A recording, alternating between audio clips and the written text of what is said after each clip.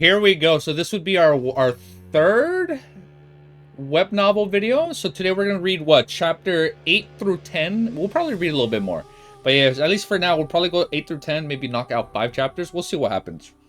Okay, Ellie, I'm gonna put you down. Okay, you gotta let me read. Okay, here. Let me give you one more kiss. I'm gonna put you down. Okay, I'm gonna put you down. Go. All right, we're gonna start reading. Okay, Ellie. Look, I can see her at the corner of my eyes. Alright, I just want to say at the start of the video, dude, you guys are crazy. I hope you guys know that. We're literally at, oh my god, we went up so many subs. We're already at 500 and something subs. Okay, here, let me put up the sub count right here in the top left. Man, look at that. We're at 552 subs. That is so cool, dude. Oh my god, I never thought I'd hit that high. I thought I'd have like maybe like 100 or something after like a year, you know, just upload videos for fun. This is cool, dude. This is fun. We're just hanging out, having a good time, dude. Are you guys ready? Oh, my mic. Okay, audio, check, check, check. 1, 2, 3. Okay, I think we're good. All right, chapter 8 is called A New Era. Whoosh, well, because of him, Mr. Fool.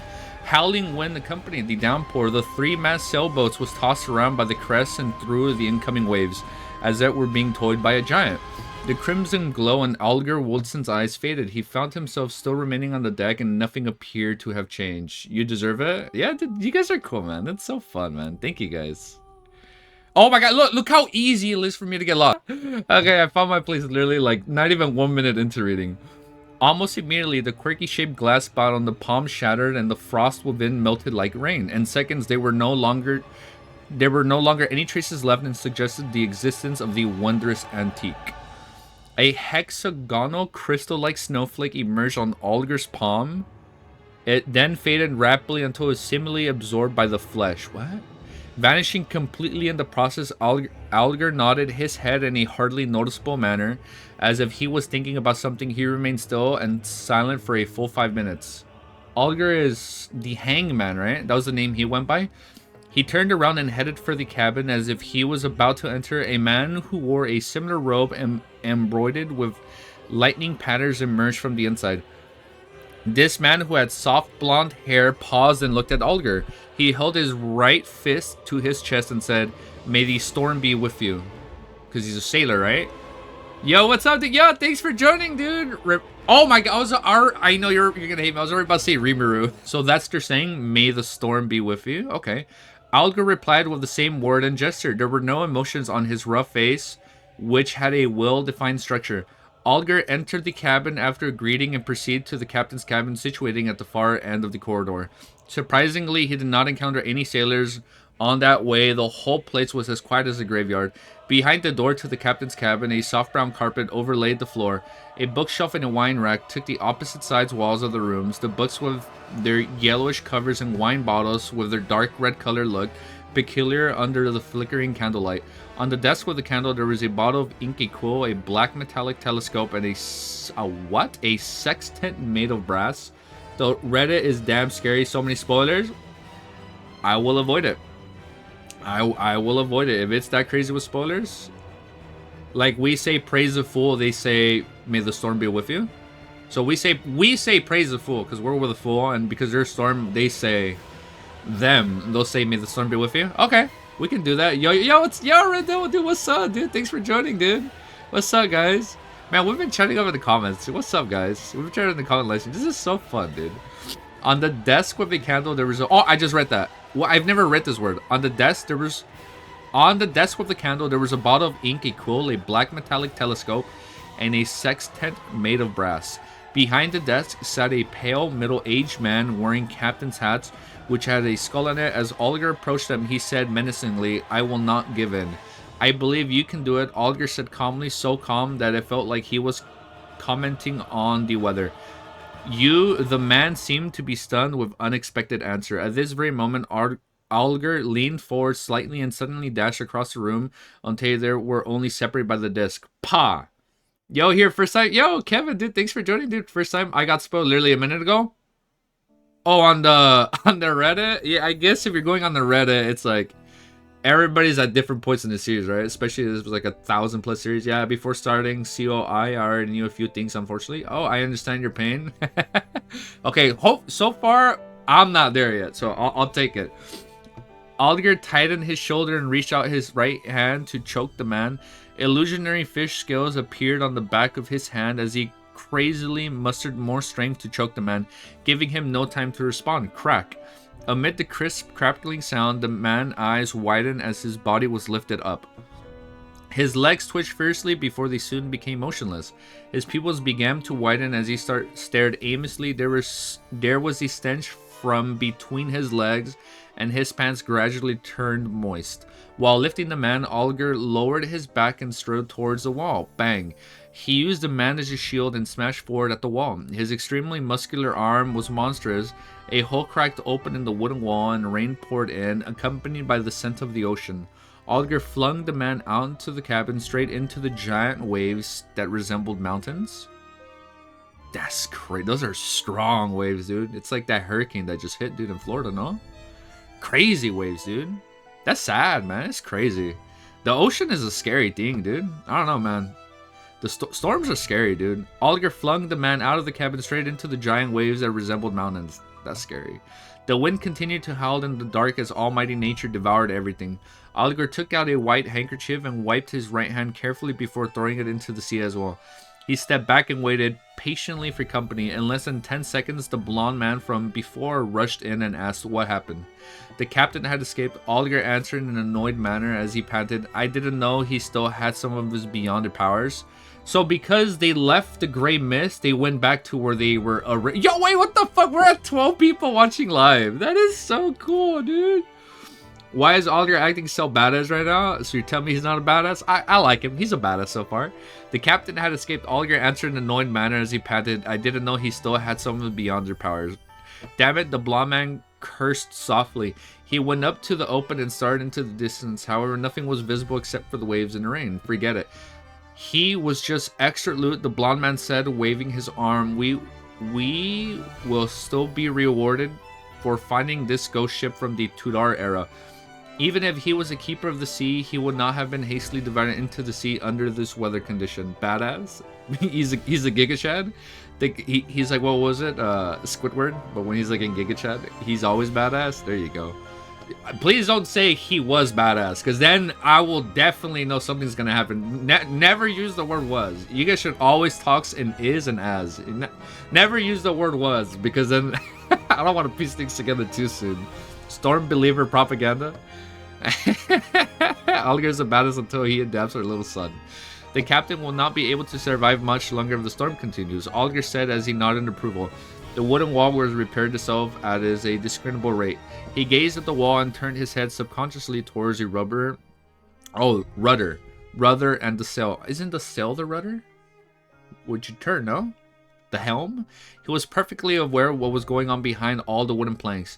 The chief mate, the second mate, the crew, and the... Are we reading One Piece? The chief mate, the second mate, the crew, and the sailors were not present. There was still no living person on board. Amidst all the emptiness, the rudder and the sail moved early by themselves.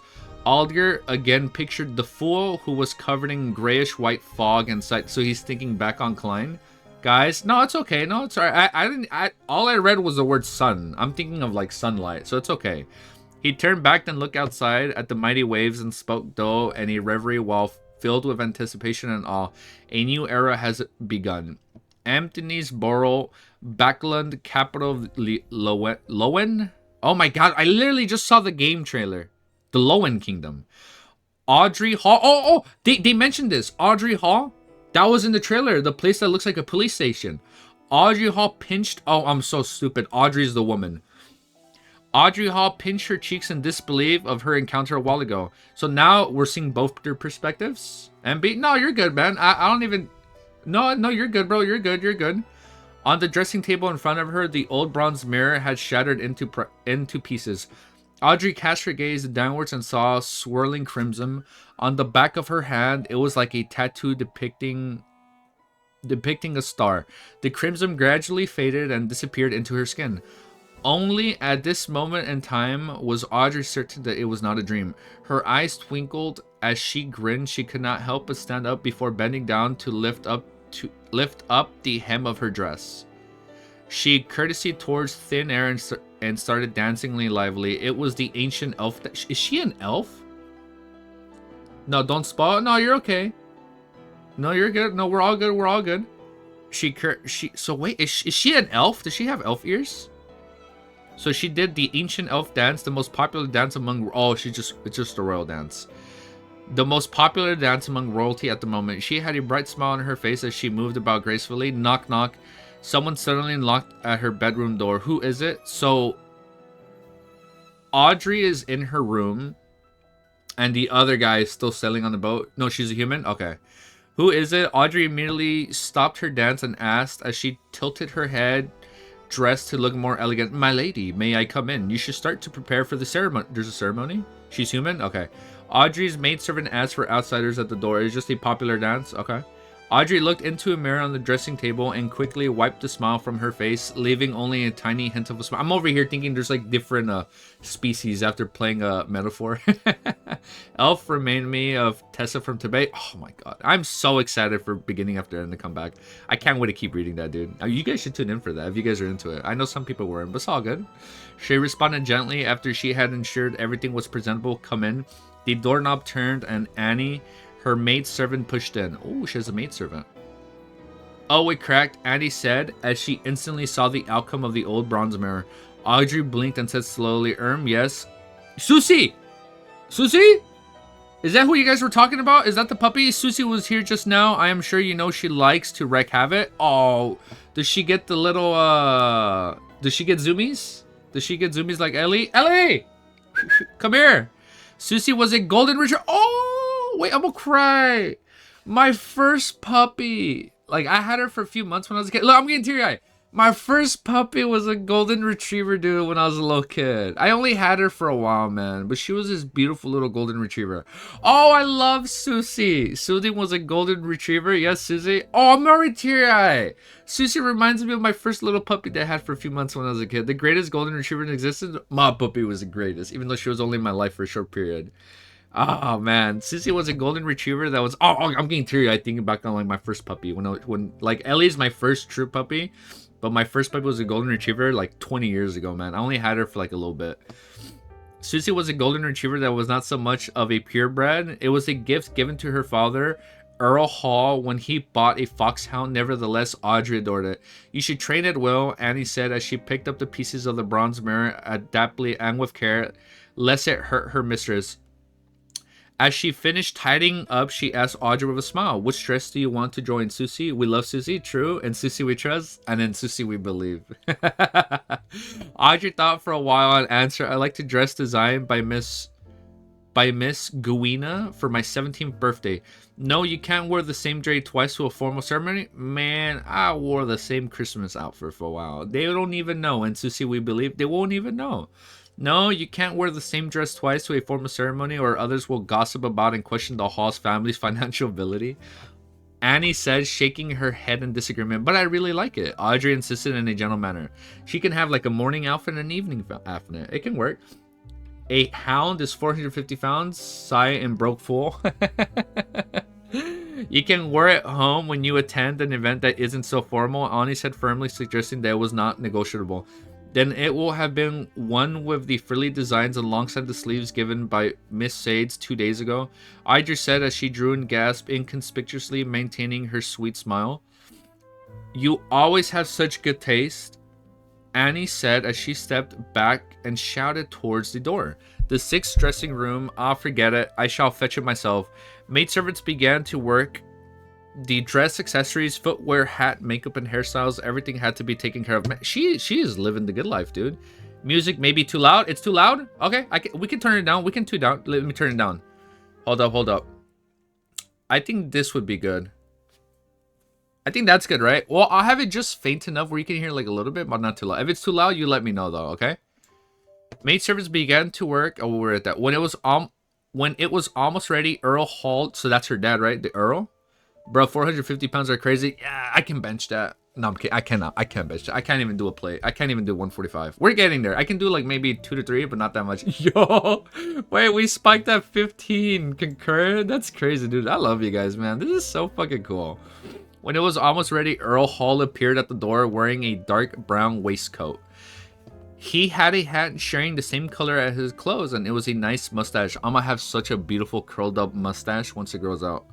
His blue eyes were filled with joy, but his loosening muscles, widening waist, and wrinkles were obviously destroying his handsome youth. The most dazzling jewel of Buckland, it is time for our departure, Earl Har said, knocking at the door twice.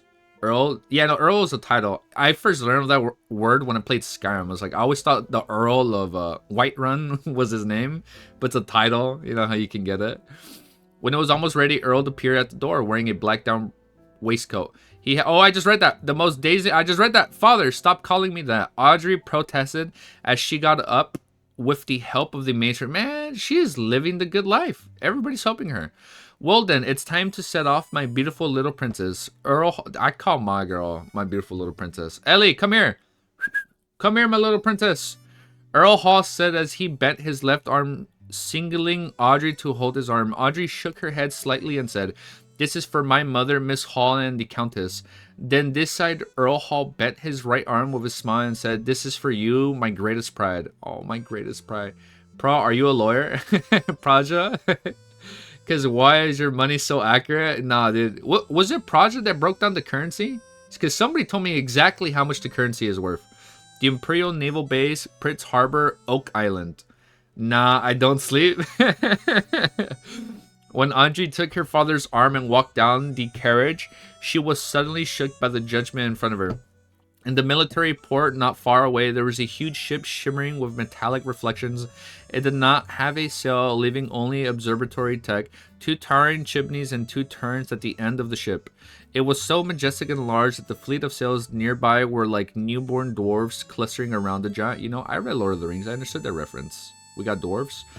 Holy Lord of Storms. Oh my Lord. Instead of saying, oh my God, Holy Lord of Storms. I'm going to start saying that. Holy Lord of Storms. Oh my Lord. Instead of saying, oh my God, oh my Lord. So you guys, so you are like my professional wiki reader. Man, all of you guys are my professional wiki readers because I don't know anything. And I'm working on my vocabulary. And Ironclad warship. Amidst the... You see, I need help. Amidst the furore, F-U-R-O-R-E. I've never read that word. Amidst the furor, Audrey was also shook by this unprecedented miracle created by mankind. It was an ocean miracle that had never been seen before. It took a while for the aristocrats, ministers, and members of the parliament to compose themselves. Then a black spot on the sky started to grow in size until it occupied a third of the sky and entered everyone's view. The atmosphere suddenly became solemn. You know, a lot of people started saying the word solemn recently instead of rare, right? I've been seeing a lot of big YouTubers, whenever they say the word rare, they'll be like, oh, it's very solemn. After he questioned what was the conversion rate, yeah, no, thank you guys, dude. It was a gigantic flying machine with a beautiful streamlined design hovering in midair. The deep blue machine had airbags made of cotton which were supported by alloy structures that were strong but light. The alloy structures' bottom had opening mountains with machine guns, projectile launchers, and muzzles that exaggerated humming noise from the ignition steam engine. And the tail blades preceded a sympathy that left everyone amazed. The king's family arrived on the airship, exuding a lofty and indisputable authority. 2 swords each with a ruby crown at the hand. Imagine just wearing ruby crowns. Bro, Red Devil. No, stop spoiling Red Devil. Oh, I won't read that. I don't know what that is. Bro, you censored it? No, it's all good. I don't even know what that is. No, you're good, dude. 2 swords each with a ruby crown at the handle were pointing vertically down and reflected the sunlight on both sides and cabins. They were the sword of judgment emblem which symbolized the Augustus family and had been passed down from the previous epoch. Epoch was an era, right? Audrey was not yet 18, so she had not attended the introductory ceremony, which was an event led by the queen that marked one's debut into the Backland social scene to announce her adult status. Therefore, she could not be near to the airship and had to remain silent at the back to watch the entire event. Nevertheless, it did not matter to her. In fact, she was relieved that she did not need to deal with the princess. The miracle that mankind uses to conquer the sky touched down gently. The first ones to step down the stairs were the handsome young guards who wore red ceremonial uniforms with white trousers decorated with medals. They formed 2 lines with rifles in hand. They were awaiting the appearances of King George III, his queen, and the prince and the princess. Audrey was not new to meeting important people, so she showed... Man, she's meeting all these royalty people. She's living the good life. Oh, Dodgers versus Mets? Nah, man. I haven't... Ooh, I only seen like a couple Dodgers games here or there. Now you don't watch sports? Baseball? This person has no idea who was saying don't spot. No, it's okay. Okay, no, we're good. We're good, dude. Audrey was not new to meeting important people, so she showed no interest at all. Instead, she had her attention on two status like black armored cavalry flanking the kings. In the era of iron, steam, and cannons, it was surprising that there was still someone who could bear wearing full armor. It's so cool, dude. We're basically in like a London set era, and then it's like steampunk. I love it. This is so cool, dude. This is so cool. The cool metallic lustic and dull black helmet conveyed solemnity and the authority. Could they be the higher order disciplinary paladins? I love me a good paladin. My Baldur's Gate 3 playthrough, I literally played as a paladin that broke my sword oath. Or my oath. Yeah, I broke my oath as a paladin. That was cool, dude. Aja recalled snippets of the casual conversation among adults. She was curious but did not dare get close. The ceremony commenced with the arrival of the king family. The incumbent prime minister, Lord Augustus Negan, went up to the front. He was a member of conversation party. Oh, I should probably keep my headphones because I gotta make sure only video game music is playing. I don't want the rest of the playlist to play. It was easier to imagine your username. He was a member of the Conservative Party and the second non-aristocrat to become the prime minister till this very day. He was given the title of a lord for his great contributions. Of course, Audrey knew more. The main supporter of the Conservative Party was the President Duke Negan. Oh man, if you guys read Eliseed, oh, I hate Duke with a passion. Every time I read the word Duke, I get triggered thinking about him, dude. Pallas Negan, who was the brother of Augustad. Augustad was a slender and almost bald 50-plus-year-old man. Why do we have to emphasize bald, you know? Us bald brothers, you know, we're good, man. We stand united, dude. August was a slender and almost bald 50-plus-year-old man with a sharp gaze. He surveyed the area before speaking.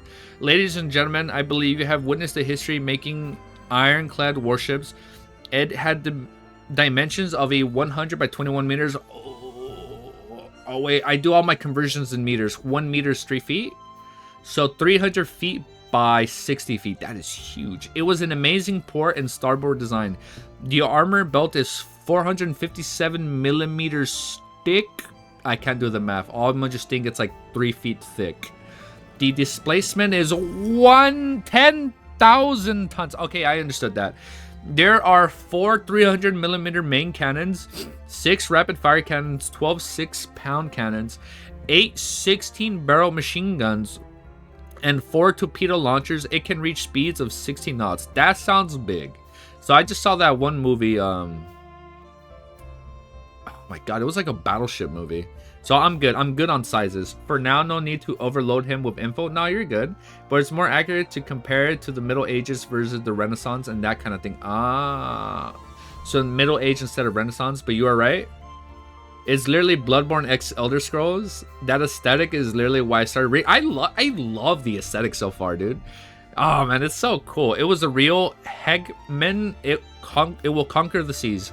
The crowd was roused. The mere descriptions were enough to install fearful images in them, let alone the fact that the actual thing was right in front of them.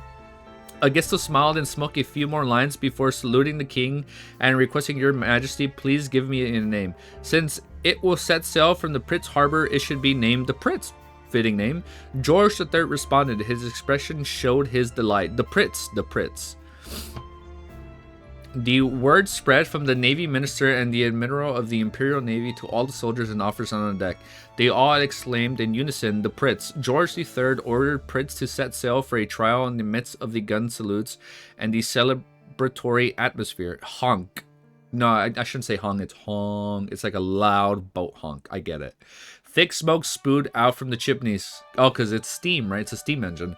The sound of the machinery could be heard faintly beneath the sound of the ship horn. The juggernaut departed from the harbor. Everyone was shocked when the 2 main cannons in the ships bowed fire and an uninhabited island in the path. Boom, boom, boom. The ground shook and the dust shot up into the sky. Shockwaves spread out, producing waves in the sea. Oh, we're almost done with the chapter. I can see the end. Satisfied, Anguish turned back to the crown and announced, "From this day on, doomsday will fall on the 7 pirates who call them 7 pirates. will fall on the 7 pirates who call themselves admirals and 4 who call themselves kings. So this is a different faction, the pirates. I assume this is where Alder is. They can only shiver in fear. It is the end of their era. Only this ironclad warship will roam the seas, no matter whether the pirates have the power of the Beyonders. Oh, so it's like Alder, right? He wants the power of a Beyonder, but he sails the high seas. Ah, there you go. The powers of the Beyonders, ghost ships or cursed ships. Oh, please tell me there's going to be like a ghost ship arc.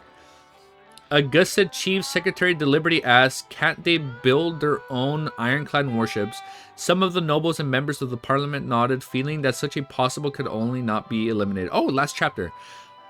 Augusted immediately... I'm gonna work on that name. Augusted immediately smiled and shook his head slowly as he answered, impossible, it will never be possible. Building our ironclad warships required 3 big coal and steel amalgamators, a scale of more than 20 steel factories, 60 scientists and senior engineers from the Backland Cannon Academy and the Pritz Nautical Academy, 2 royal shipyards, almost herding factories for spare parts, and admittedly a shipbuilding committee, a cabinet, a determined king with excellent foresight, and a great country with an annual steel production of 12 million tons. Okay, we have like 3 more sentences. The pirates will never achieve it. Having said that, he paused and raised his arms before shouting an ignition. Ladies and gentlemen, the era of cannons and warships has dawned upon us. Oh, that was a good chapter. I like it. I like the change. I like the change. Man, this is cool. All right. Dude, we're 18 people. This is the most anybody's ever watched me live, especially for this damn long.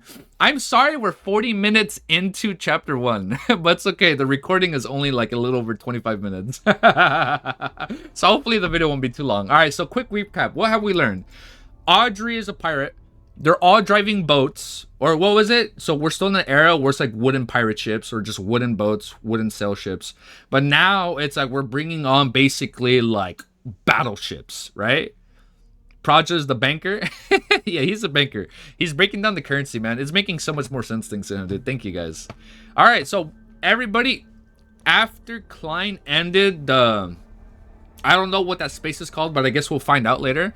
But once he sent everybody back to where they were, everybody ended up back in their places. So Alder is basically still at sea, and now we have different admirals going into the sea to, I assume, find them. And they're... Dude, this is so broken. They're breaking in giant battleships. Now monsters the best pathway. I'm excited to read that. I'm gonna start writing down all the pathways. I'm gonna have like a giant spreadsheet behind us when we get there. But this is cool, dude. I like it. So this is a world of wooden ships, but now we're bringing in battleships. And then Audrey is living the good life. She's living the royal life, and we're at 18 concurrent viewers. I'm about to cry, dude. This is so cool. All right, man. Chapter 9. I need to hug my puppy. Ellie, let me hug you. Let me love you. Let me give you a beautiful kiss. Oh my goodness, we're almost at 20 live. That is so sick, dude. Oh wait, I have Death Stranding music. We should probably change that. All right, you guys ready? So chapter 9 is called The Notebook. Us Lord of the Ring fans are starved for content. Nah, dude, thank you guys for joining, dude. Unhinged Provoker. I love your name, dude. Chapter 9 is known as The Notebook. You know what? When I was a teenager, I watched The Notebook and I cried. All right, I'm a grown man. I can admit that. I cried watching The Notebook. For real, we need content so much. So chapter 9 is known as The Notebook. After half an hour of rest, Zolman Gree, who now viewed himself as Klein, finally recovered. So he recovered from sending him back. After half an hour, Zolman Gree, who now viewed himself as Klein, finally recovered. In the meantime, he found that there were no 4 black dots on the back of his head. Oh, the wound, which happened to form a small square. What? In the meantime, he found that there were now 4 black dots on the back of his head, which happened to form a square. So it wasn't a gunshot wound. Was the gunshot wound a farce? These 4 black spots faded and disappeared quickly, but Klein knew that they were still hidden in his body, waiting to be awakened. Oh, they're inside his head. 4 spots forming a square. Is this the correspondence with the 4 pieces of staple food at the 4 corners of the room? Oh, it's part of the... Ah, you're waiting to binge COI? I actually don't know what's COI. You guys can tell me what that is. Does this mean that in the future I don't need to prepare food and can do the ritual and chant immediately. Oh, okay. Klein made a guess. This might seem good, but the emergence of spots was ominous. And things that once lacked understanding were always crazy. The fact that those inexplicable Chinese divinations from Earth could produce effects here, the strange transmigration in his sleep, the mysterious murmurings that almost drove him crazy during the ritual, and the mysterious and trippy gray world was significant. I'm gonna just call it the trippy gray world. The trippy gray world, whose significance he had no idea of, made Klein shiver in the hot weather of June. The oldest and strongest emotion of mankind is fear, and the oldest and strongest fear is the fear of the unknown. True. He recalled to this saying as he was experiencing the fear of the unknown accurately. There was in him an unprecedented and irresistible urge to make contact with the mysterious domain, to learn more and explore the unknown. There is also a contradicting mentality within him, compelling him to pretend nothing had happened. Intense sunlight shone through the window onto the desk, making it appear as if grains of gold were sprinkling on it. Klein gazed at the desk, fearing as though he had come into contact with a warmth and hope. He relaxed slightly as a strong sense of fatigue washed over him. His eyelids were as heavy as lead as they kept closing themselves. It must have been the combined effect of the sleepless nights and the tiring encounters. Klein shook his head and pushed himself up with the aid of the desk. He stumbled towards the double-deckered bed, completely disregarding the rye bread places at the four corners of the room. He fell asleep immediately after laying down. So because... Oh, dude, we're at 20 live, dude! Oh my god, that is so cool. That's the most we've had. Groan. Klein was woken up by hunger pangs. When he opened his eyes, he felt rejuvenated. There's still a slight headache. He rubbed his temples and sat up. He was so hungry that he could eat a horse. A couple of months to catch up? Maybe, wait, no, a few years or a couple months, my guy. We're saying different things. Somebody said 6 months, a few months, or a few years to catch up. We'll find out. I'm down. One thing for sure, though, when I catch up, my grammar and punctuation will be a lot better. I'll tell you that much. I will make you that promise. Groan. Klein was woken up by hunger pangs. When he opened his eyes, he felt rejuvenated. There's still a slight headache. He rubbed his temple, right this way. He rubbed his temple and sat up. He was so hungry that he could eat a horse. He returned to the desk while straightening his shirt. He picked up the silver vine leaf pocket watch. His dad's watch, right? Years, then maybe, well, counting COI, almost a year. Like, you have 8 months of Lord of the Rings plus 6 volumes. Oh, okay. We'll see how long it takes us to finish volume 1, and then we'll do the math from there. The pocket watch, because I know it says it's 144 chapters, and we're on 9. We are 0.62% done with the series. Like, yeah, we'll get there. The pocket watch's lid sprang open and the second hand was ticking. 12:30, I slept for 3 hours. Klein put the pocket watch back into his linen shirt, pocketing while swallowing. In the northern continent, there were 24 hours in a day, 60 minutes in an hour, and 60 seconds in a minute. Whether each second passed at the same rate here compared to Earth was unknown to Klein. I mean, there's a red moon, right? So we'll see. At this moment, he could not even think of the terms such as mysticism, rituals, or the grayish world. His mind was occupied by one thing. Food. Oh, I thought I read full. We should make a doc for all the boring chaps you can read on your own and which ones are interesting enough for stream. Yeah, you guys can do that. Like we're setting homework. You guys can give me homework. He would leave thinking after his meals. Only then could he work. Klein picked up the loaves of rye bread from the four corners and wiped off the minute specks of dust on with any hesitation. He planned on making one of them his lunch. He decided to dig into the offerings because he only had 5 pence with him, and there was a tradition of eating offerings back in his hometown. After all, there was not an observable change to the bread. It was better of the fragile. Most likely, it's going to be longer. That sounds exciting. Of course, the memory and any habits left behind by the original Klein had also been played a role. It was a huge waste to use the expensive gas only to light up the room. Yeah, because they don't have that much money, right? So Klein took out a furnace and boiled hot water with it after adding some coal.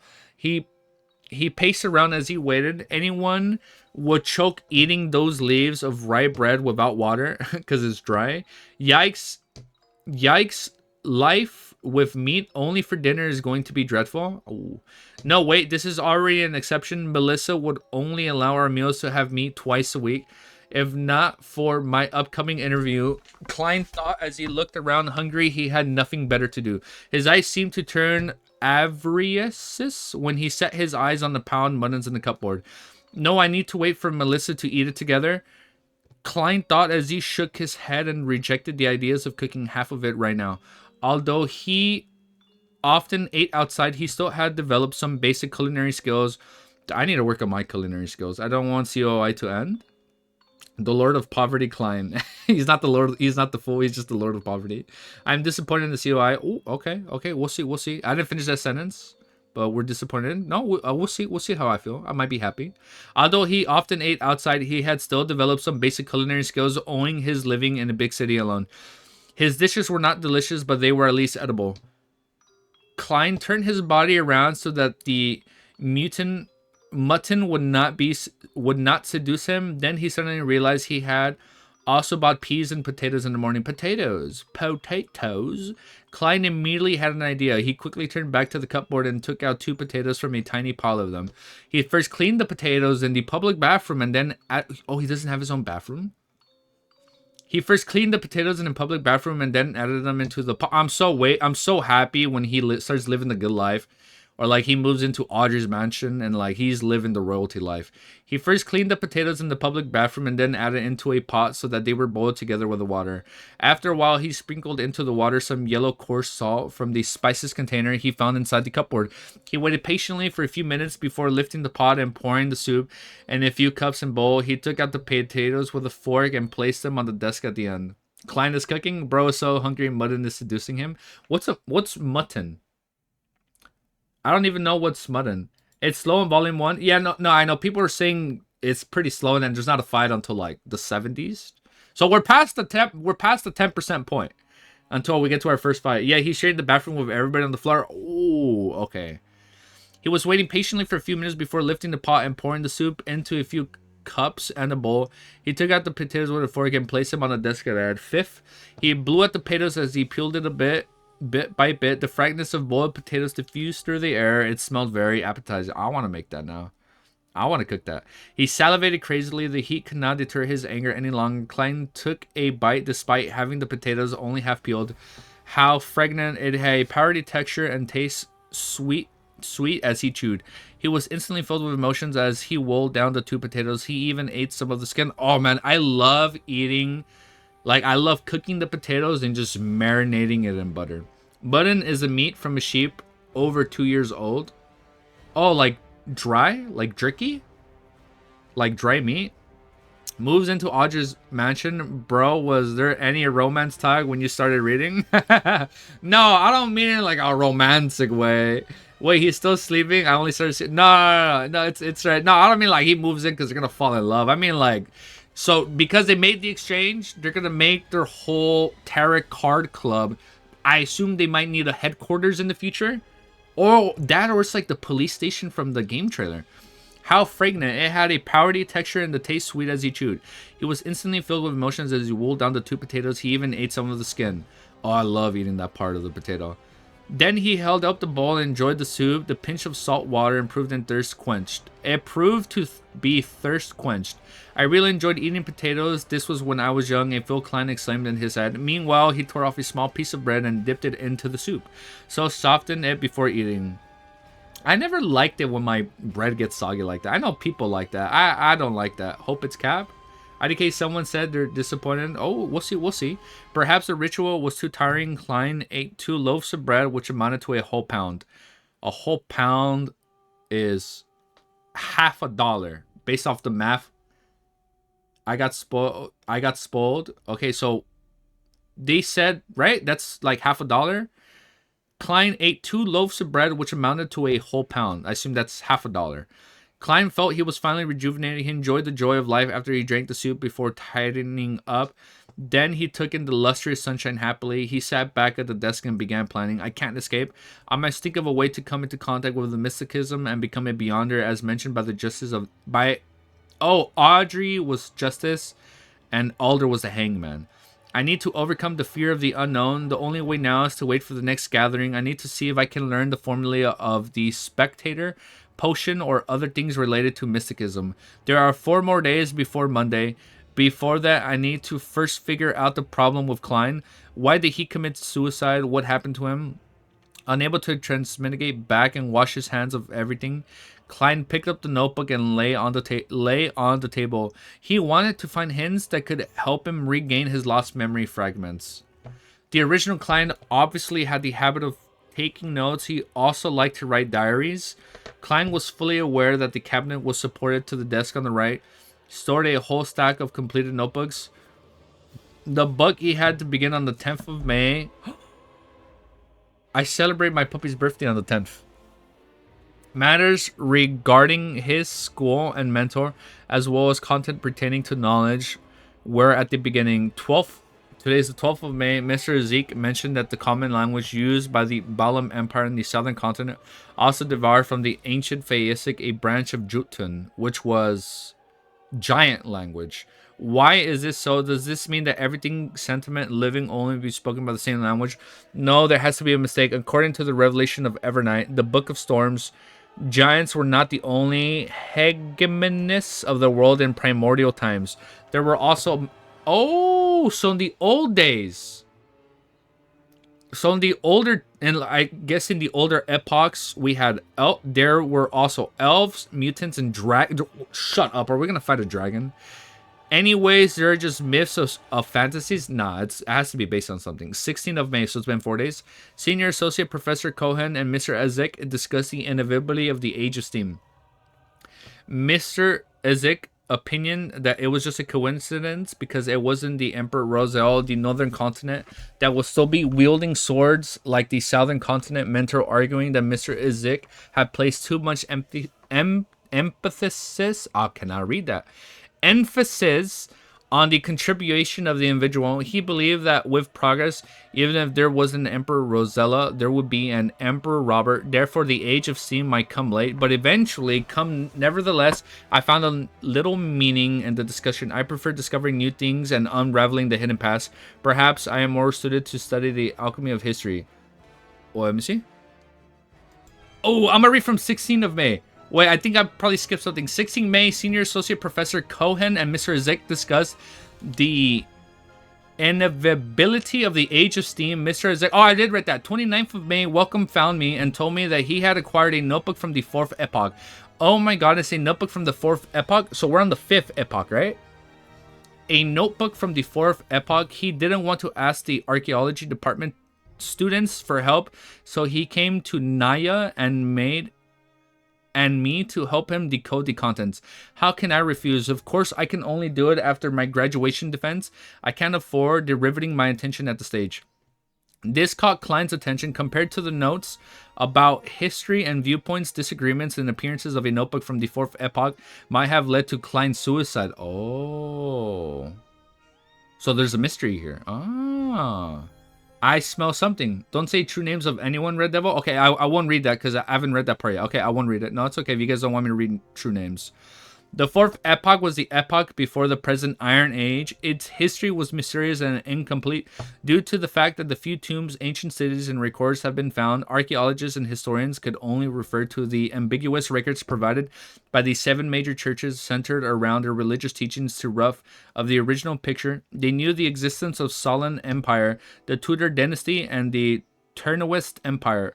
Having set his sights on solving the mystery of restoring history, Klein didn't have much interest in the first 3 eras, whose roots were closer to legends.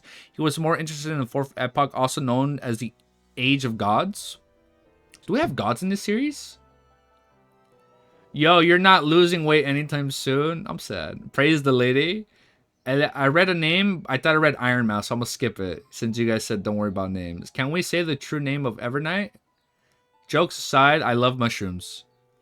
What you saying for me and Praja? Okay, no true names, guys. Okay, so which one are true names? So I vaguely read the name. I read Iron Mouse. So I am as of right now, I am correlating, as you guys have been saying, Mommy Evernight to Iron Mouse, because that's what it sounded like I read. Laugh Mouse. Wait until he learns true creators. Oh, I'm piped. I'm piped. I'm piped. I'm hyped to know more about like the world in the series. I'm ready, dude. So, Klein was so concerned for his future career and thus focused on the interview, but it was all futile. Klein could not resist exclaiming. Universities were still very scarce, and the majority of students were either from noble or wealthy families. As long as he did not have an extreme mindset, a commoner who had been admitted into the university would have been able to build precious social connections through the group discussions and networking. Oh, we're almost done with the chapter. I literally just read the word networking. Where am I? Oh, networking events despite the prejudice and exclusion from the entrenched social circles. The very generous Welch McGovern was an example. He was not the son of a banker from Constant City, mid-seas higher Leon Kingdom. He was used to asking Nyan Klein for help because they were always in the same group for work. Without thinking further, Klein continued reading the notebook. 18th of June, I have graduated farewell Kyoto University. 19th of June, I have seen the notebook. By comparing the 4th H notebook, 22 watching. Yeah, dude, we're at 22! Bro, what? No, so you guys... Yeah, I know you guys are worried about spoilers. I know you guys are trying to be super protective. Don't read comments below mine. Okay, no, it's okay. Don't worry about spoilers, guys. You guys just said Mommy Goddess Everknight's name is Iron Mouse. And Iron Mouse is a VTuber. So as of right now, I am correlating her to a VTuber.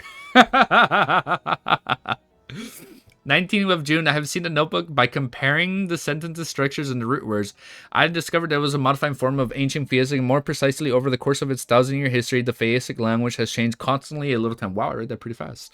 The 20th of June, we have deciphered the contents of the first... So these are Klein's notes before he allegedly shot himself. Don't listen to Nightmare to give him spoiler without context. No, it's okay. No, we're good right now.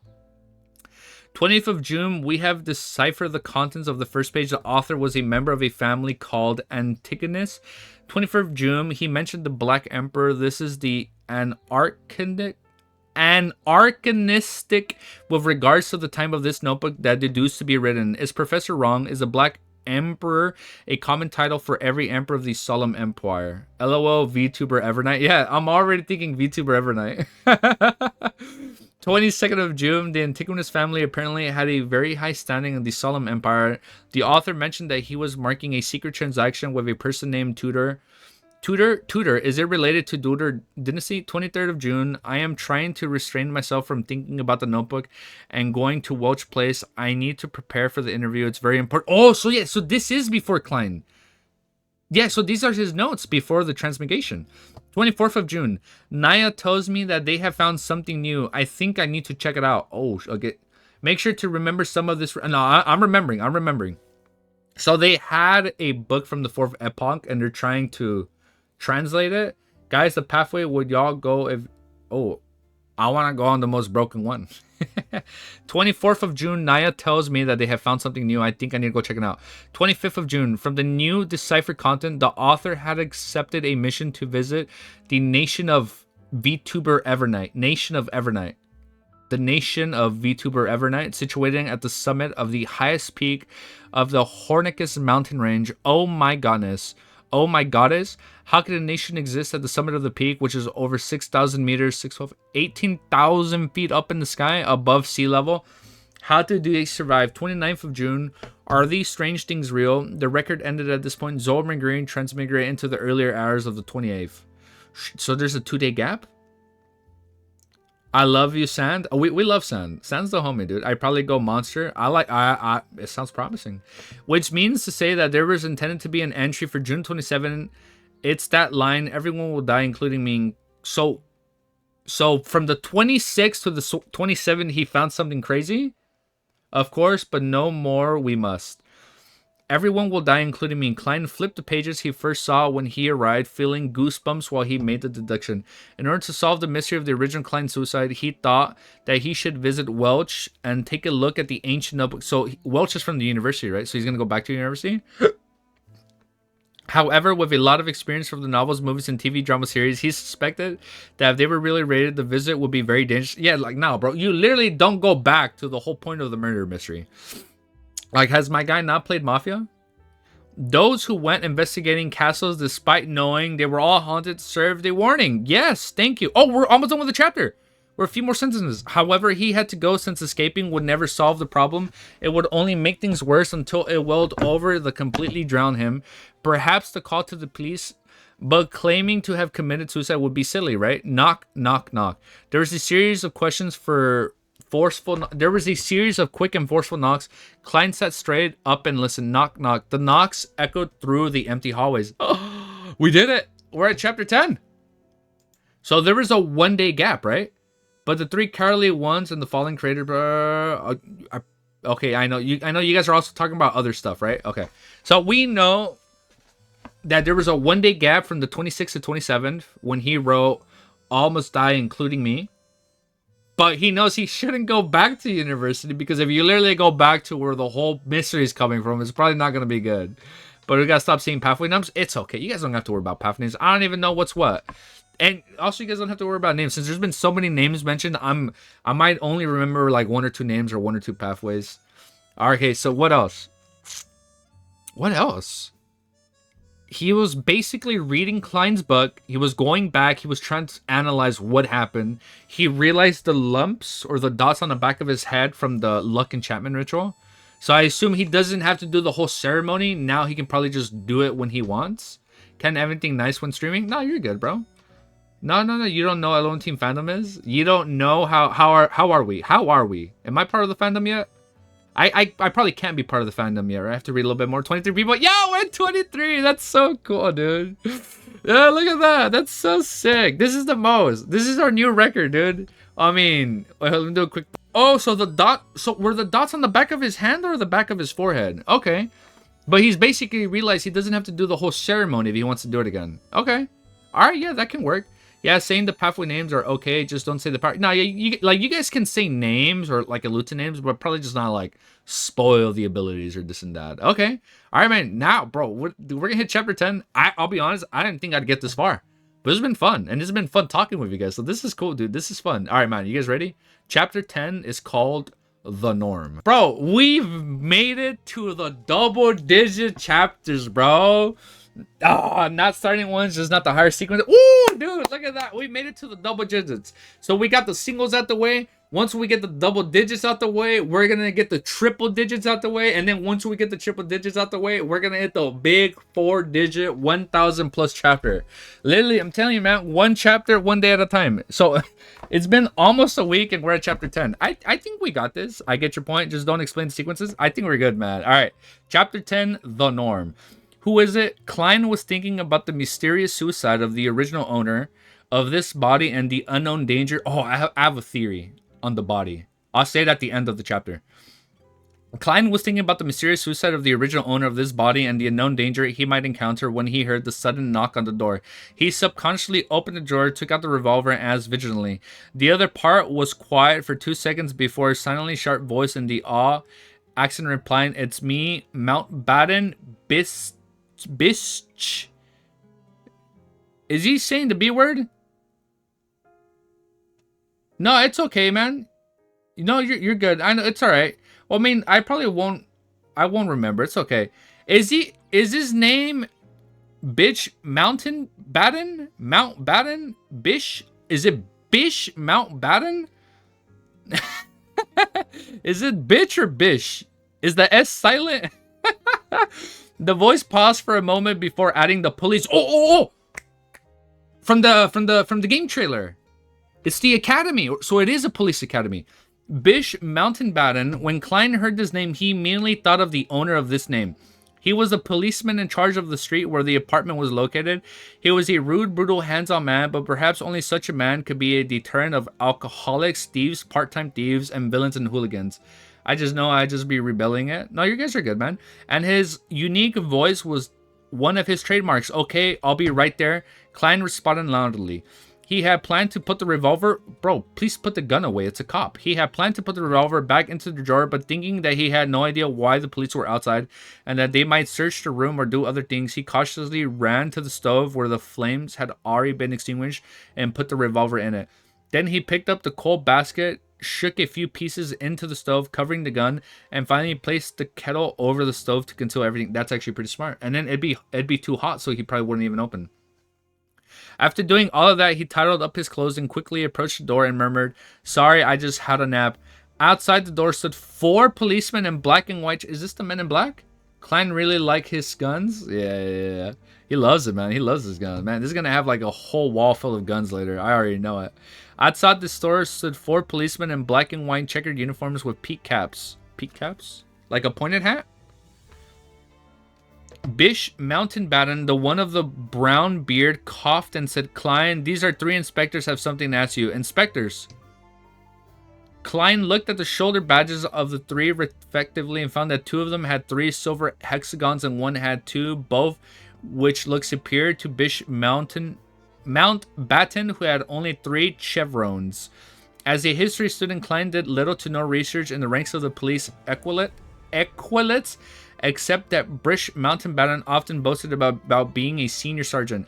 So these 3 are inspectors influenced by conversations with Benson. Welch and his classmates Klein had the common sense to make ways and pointed into the room. "Please come in. How might I help you?" The leaders of the 3 inspectors were a middle-aged man with sharp... Yo, wait, we're at 25 people. That is so cool. What's up, guys? Thank you for joining, dude. He seemed to be able to read the mind of a person and make them fearful. His eyes were wrinkled at the edge of his hat, revealed light brown hair. He looked around the room and asked in a deep voice, "Do you know the Welch McGovern?" "What's wrong with him?" Klein quivered and blurred back, "I'm the one asking questions." The dignified middle-aged police inspector had a stern look in his eyes. The inspector next to him, also wearing 3 silver hex, so it's same rank as him, looked at Klein and smiled gently. "Don't be nervous, it's just a routine questioning." I call cap, and you have Klein in volume 3. I didn't read the beginning part, so maybe I shouldn't read it. Oh, it's just type in chat. "Don't be nervous, it's just a routine type questioning." This policeman was in his 30s with a straight nose and grayish eyes, like a lake in an ancient forest that no one visited, gave him an indescribable sense of death. Oh, man, that guy's probably burned out from his job. Klein took a breath and organized his words. "If you mean Welch McGovern, the graduate of Cole University from Constant, then I am sure I know him. We are classmates with the same mentor." Oh, shut up. They killed him too?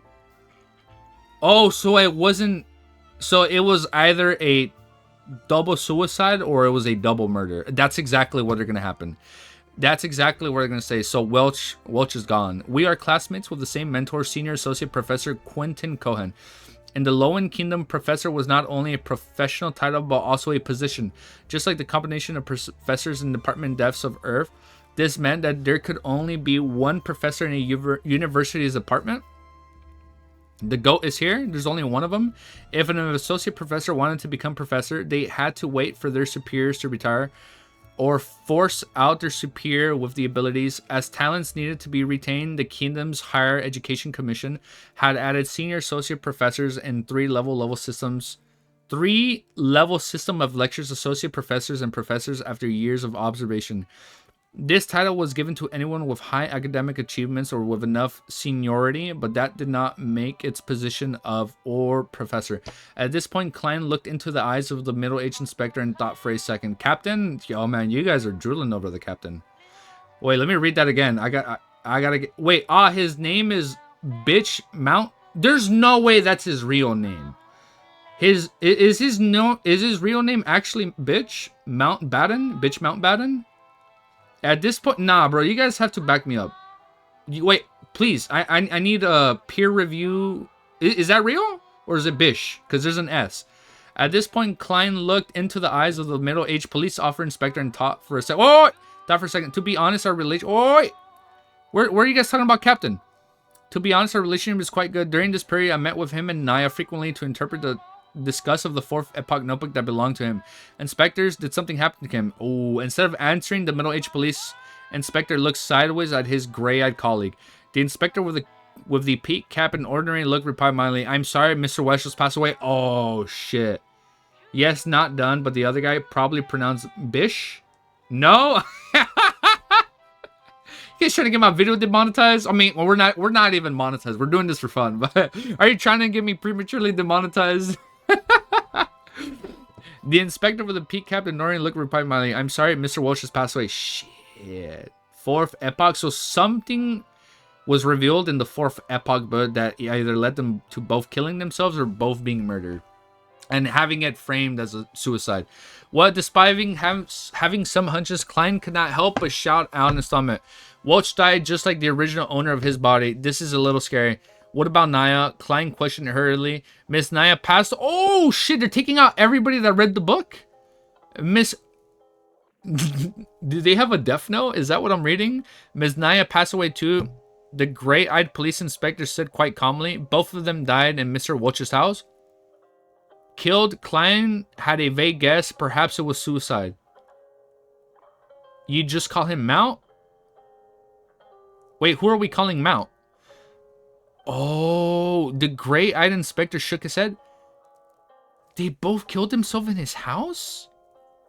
Well, no, the scene suggests that they committed suicide. Mr.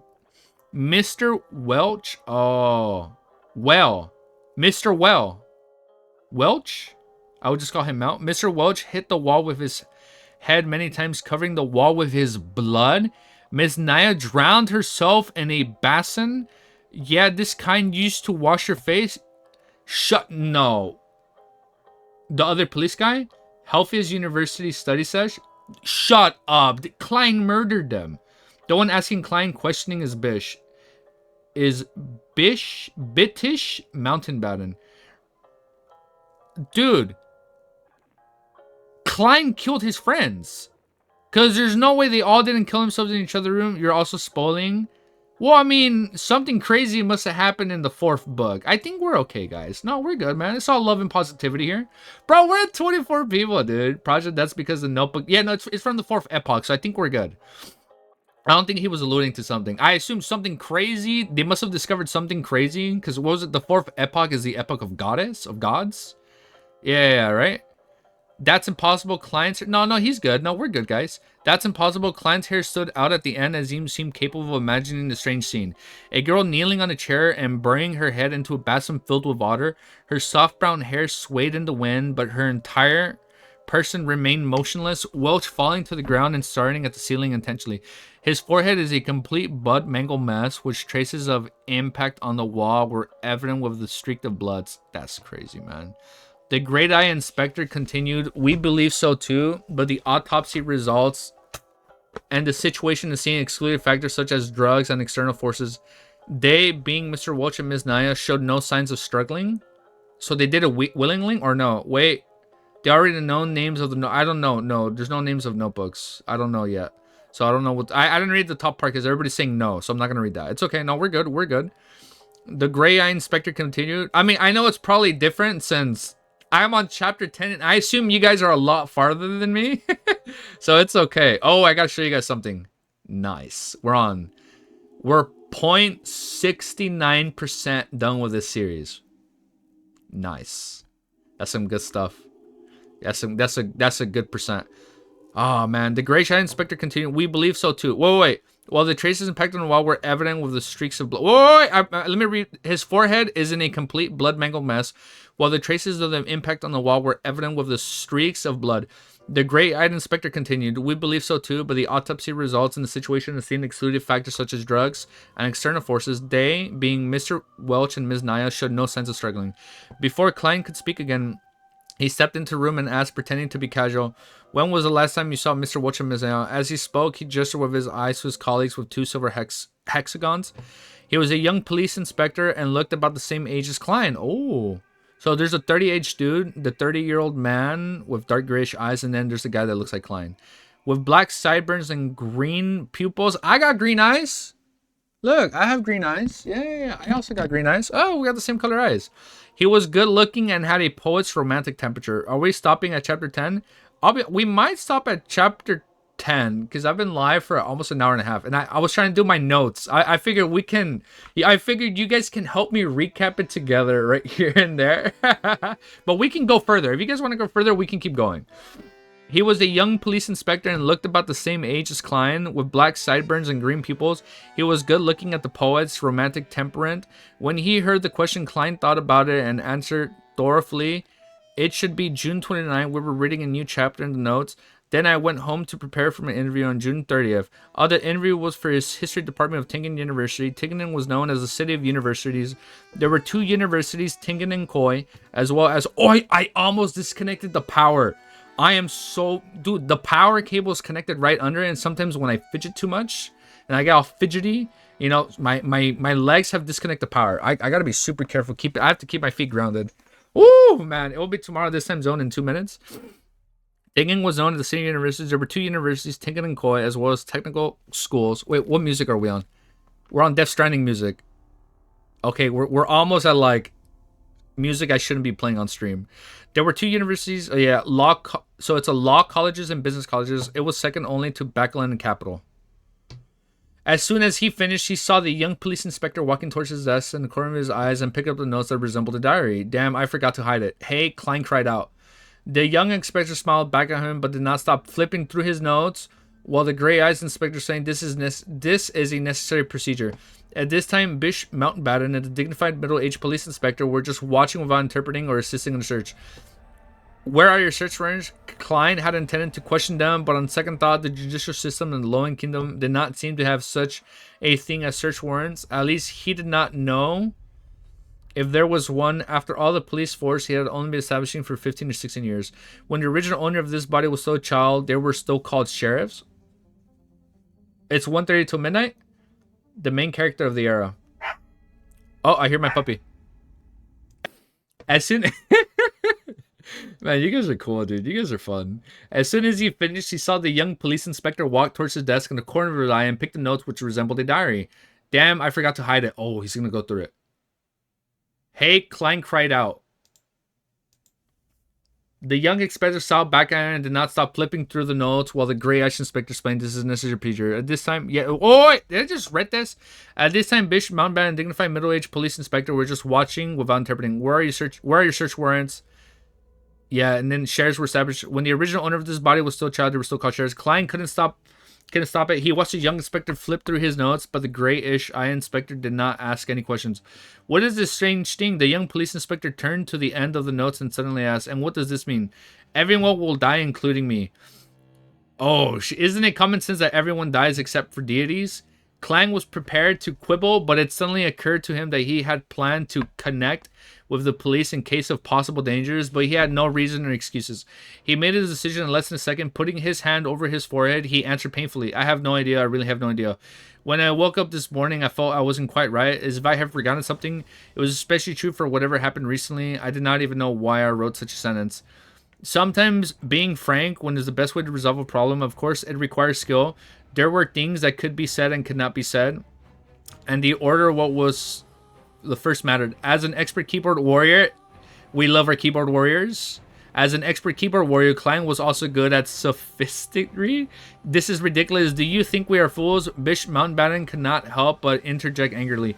This is such a bad light that it insults the intelligence of his hands and colleagues. It's better for you to pretend to be mentally ill than pretend to be an amnesiac. As speaking the truth, Klein reported frankly, looking into the eyes of Mountbatten, the middle-aged police officer inspector. It really could be more. It really could not be more true. Maybe it is. The gray-eyed police inspector said slowly. What? He really believed that? Klein was surprised himself. The gray-eyed inspector smiled at him and said, "An expert will come in 2 days, and believe me, she should be able to help you recall your lost memories. Expert, help me remember my memories in the field of psychology." Klein frowned. Okay. Hey, what if memories of Earth were exposed? He suddenly felt like facepalming himself. The young police inspector put down his notes and searched his desk and room. Fortunately, he focused on books instead of lifting the kettle. Oh, where he put the gun. Well, Mr. Klein, thank you for cooperating. We advise you that you better not leave Tingen for the coming days. If you have to, please... Oh, Tingen. Isn't that a name in Mount Haw sect? Right? Sandagio stopped cooking? He cooking? Mommy Dally mentioned. Okay, I'm getting hyped. If you have to, please notify Inspector Mountbatten or you'll become a fugitive. The gray-eyed police inspector warned. That's it. That's it for today. No other questions with deeper investigations or taking me back to the police station to torture me for information. Klein was at a loss. Nevertheless, he wanted to solve the odd turn of events brought by the Welch too. So he nodded. That wouldn't be an issue. The inspectors exited the room one by one, and the young man at the instantly patted Klein on the shoulder. It's really nice, very lucky. What? Klein's face puzzled. Oh, we're almost done with the chapter. We're almost done with chapter 10. What? Klein's face was puzzled. The green-eyed police inspector with a poet's tempered smiled and said, generally speaking, the norm is for all the involved parties to die in such an event. We are very glad and fortunate to see you still alive. After that, he exited the room and closed the door behind him politely. The norm is for everyone to die together? What the fuck am I reading? Very glad that I'm still in life. Fortunate that I'm alive. On this June afternoon, Klein was chilling all over. Wait, what was the Bloodborne reference? I mean, the music is from Bloodborne. It's called The Witch of... I forget what's called. The Witch of something. Broad Red Devil, we really need to purify you. Tarnish, yes, Bloodborne, and only that. Dude, we did it! We hit chapter 10. Yo! Alright, it took us an hour and 10 minutes in the recording. And not 130 in the live stream. But shit, we got through it. Yo, I should read volume 1 this stream. Isn't volume 1 until like chapter 144? This is a good chapter. So basically, cops came in. And then the original did die, so it's true. Yeah, the cop wasn't half wrong, dude. He actually did kill himself. Or somebody killed him. This is good. So basically, cops came in. The very mysterious dude stopped the spoilers. No, it's okay. It's okay. So basically, oh my god, what happened, man? I don't think they are who they say they are. Yeah, we're not finished. We are not gonna hit the end of volume 1 today. 200 chapters. I really don't understand Klein X Justice. Volume 1 is 200. Ooh. So on the Webnovel app, it says it's 144. Like 2 or 3 more chapters. Yeah, we can read a little bit more. Did Klein kill them? Praise the fool. Let's read. Yeah, let's keep reading, dude. Let's read chapter 11. Real You guys want me to read real culinary skills? Is this a reading chapter? Remember, though, that Klein had already shot himself before his omega went into his body. Oh, yeah, because the body was already lifeless, right? Yeah, the body was already lifeless when he transmitted. He literally woke up with the wound in his head already. Okay, yeah, so that wouldn't make sense. I mean, we'll see what happens, dude. That's gonna be sick. All right, you guys ready? Chapter 11 is called Real Culinary Skills. The norm is for everyone to die together. Very glad that I'm still alive. Fortunate that I'm still alive. Klein shivered and quickly ran to the door, trying to catch up with the policeman and ask for protection. He wants protection? Lord of Mysteries? Yeah, it is called Lord of the Mysteries for a reason. Klein shivered and quickly ran to the door, trying to catch up to the policeman and ask for protection. But as soon as he reached the handle, he suddenly stopped. That officer talked so horribly about it. Why didn't they protect me? An important witness or key lead. Isn't that too careless? Were they just probing me, or maybe it's bait? All kinds of thoughts. Oh shit, they want him to die? You're gonna find out why a lot of people say volume 1 is slow now. Ah, snap. Oof, man. Is this the part where you're telling me it's homework, where I should read it off stream? No, I'm kidding, dude. I mean, if we learn cooking, I will cook that myself, and I will title it "Cooking Lord of the Mysteries Food." These pie be good. Klein shivered in quickly, but as soon as he reached the handle, he suddenly stopped. The officer talked so horribly about it. Why didn't they protect me? Important witness or key lead. Isn't that too careless? Why were they just probing me? Or maybe it's bait. He felt such calmer after thinking of it. Wait, no longer so panicked. So he slowly opened the door, deliberately shouting with a trembled voice of staircase. You guys will protect me, right? All kinds of thoughts rushed into Klein's mind. He suspected the police were still secretly watching him, observing his reaction. He felt much calmer after thinking of this and was no longer so panicked. He slowly opened the door, deliberately shouting with a trembling voice to staircase. You guys will protect me, right? Tap, tap, tap. There was no response from the police officers, and there was no change to the rhythm of the contact between leather shoes and the wooden stairs. I know you'll do that. Klein shouted again and in tone of frightened conviction, trying to act like a normal person that was in danger. The second of footsteps gradually weakened and disappeared into the bottom floor of the apartment. Klein snorted and laughed. Isn't that response too fake? Their acting skills are not up to standard. He did not run after them. Instead, he turned back to the room and closed the door behind him. In the next few hours, Klein fully expressed what they called back in Photoholic Empire China. Restlessness, nervousness, agitation, inadvertences, and murmuring words that he did not understand. He did not slack because there was no one around. This is called self-cultivation of an actor. He laughed at himself and this guy is such a swine. He's so smooth. This is called the self-cultivating of an actor. He laughed at himself in his heart. This guy is just playing everything off, dude. When the sun moved to the west, the clouds on the horizon appeared to be reddish-orange. Tenants, that's a really good movie, Tenant. Tenant and the apartment came home after one another. Klein shifted his focus upward. Melissa is almost done with school. He looked at the stove, lifted the kettle, peeled off the coal, and took out the revolver. Without pause or delay, he reached to the back of the board under the double-deck bed where more than 10 wooden strips were strangled out. After clipping the left wool between a piece of wooden strip and Bart, Klein straightened up and waited uneasily, fearing that the police would burst open the door and rush into the room with guns in their hands. It was an age of steam. He was certain he would not be seen by anyone when he did that. However, there were extraordinary powers here, one that he had proven through his own experience. Yeah, our keyboard warriors love calling China the Foodholic Empire. Sherlock Moriarty. Yeah, dude. This is what I like. I love Sherlock. The one on Netflix. It's so good, dude. After waiting for a few minutes, there was no movement at the door. There was only the chatter between two tenants who were heading from the heart of the wild bar on the Iron Cross Street. Few, Klein exhaled, feeling assured all he needed to do was wait for Melissa to return and cook the stewed mutton with tender peas. When the idea came to Klein's mind and his mouth seemed to taste rich flavor of the gray flavors, he remembered how Melissa cooked stewed mutton with tender peas. First, she boiled the water and still-fried the meat. Then she added onion, salt, and a little pepper and water. After a specific period of time, the peas and potatoes were added, and the stew was to be cooked for an additional 40-45 minutes with the lid. Ooh, that sounds good. It is indeed Moriarty, Sherlock's enemy. Oh yeah, I'm so dumb. Moriarty is his enemy. It is indeed a simple and crude way to do it. Supported purely by the flavor of the meat itself, Klein shook his head. But there was no other worry about it. It's so hard for commoners to have many kinds. Oh, I almost disconnected the power. It was so hard for commoners to have many kinds of condiments and various cooking methods. They could only pursue simple, practical, economical methods as long as the meat was not burned or spoiled. Anything was good for people who could only eat meat once or twice a week. Klein was not very good cook himself. We'll get there. We'll learn together. Cooking chapter. Yeah, there you go. We'll learn. Klein was not a very good... Okay, hold up. Does somebody have a post of the ingredients that we've seen in the series so far? Klein was not a very good cook himself and ordered a takeout food for most of the time. But by cooking 3 or 4 times a week, after many weeks of accumulating practice, he had been a passing standard and felt that he would not let the pound of mutton down. When Melissa comes back to cook, it will be done after 7:30 p.m. She would be starved by then. It's time for her to see what real cooking is. Klein made an excuse for himself.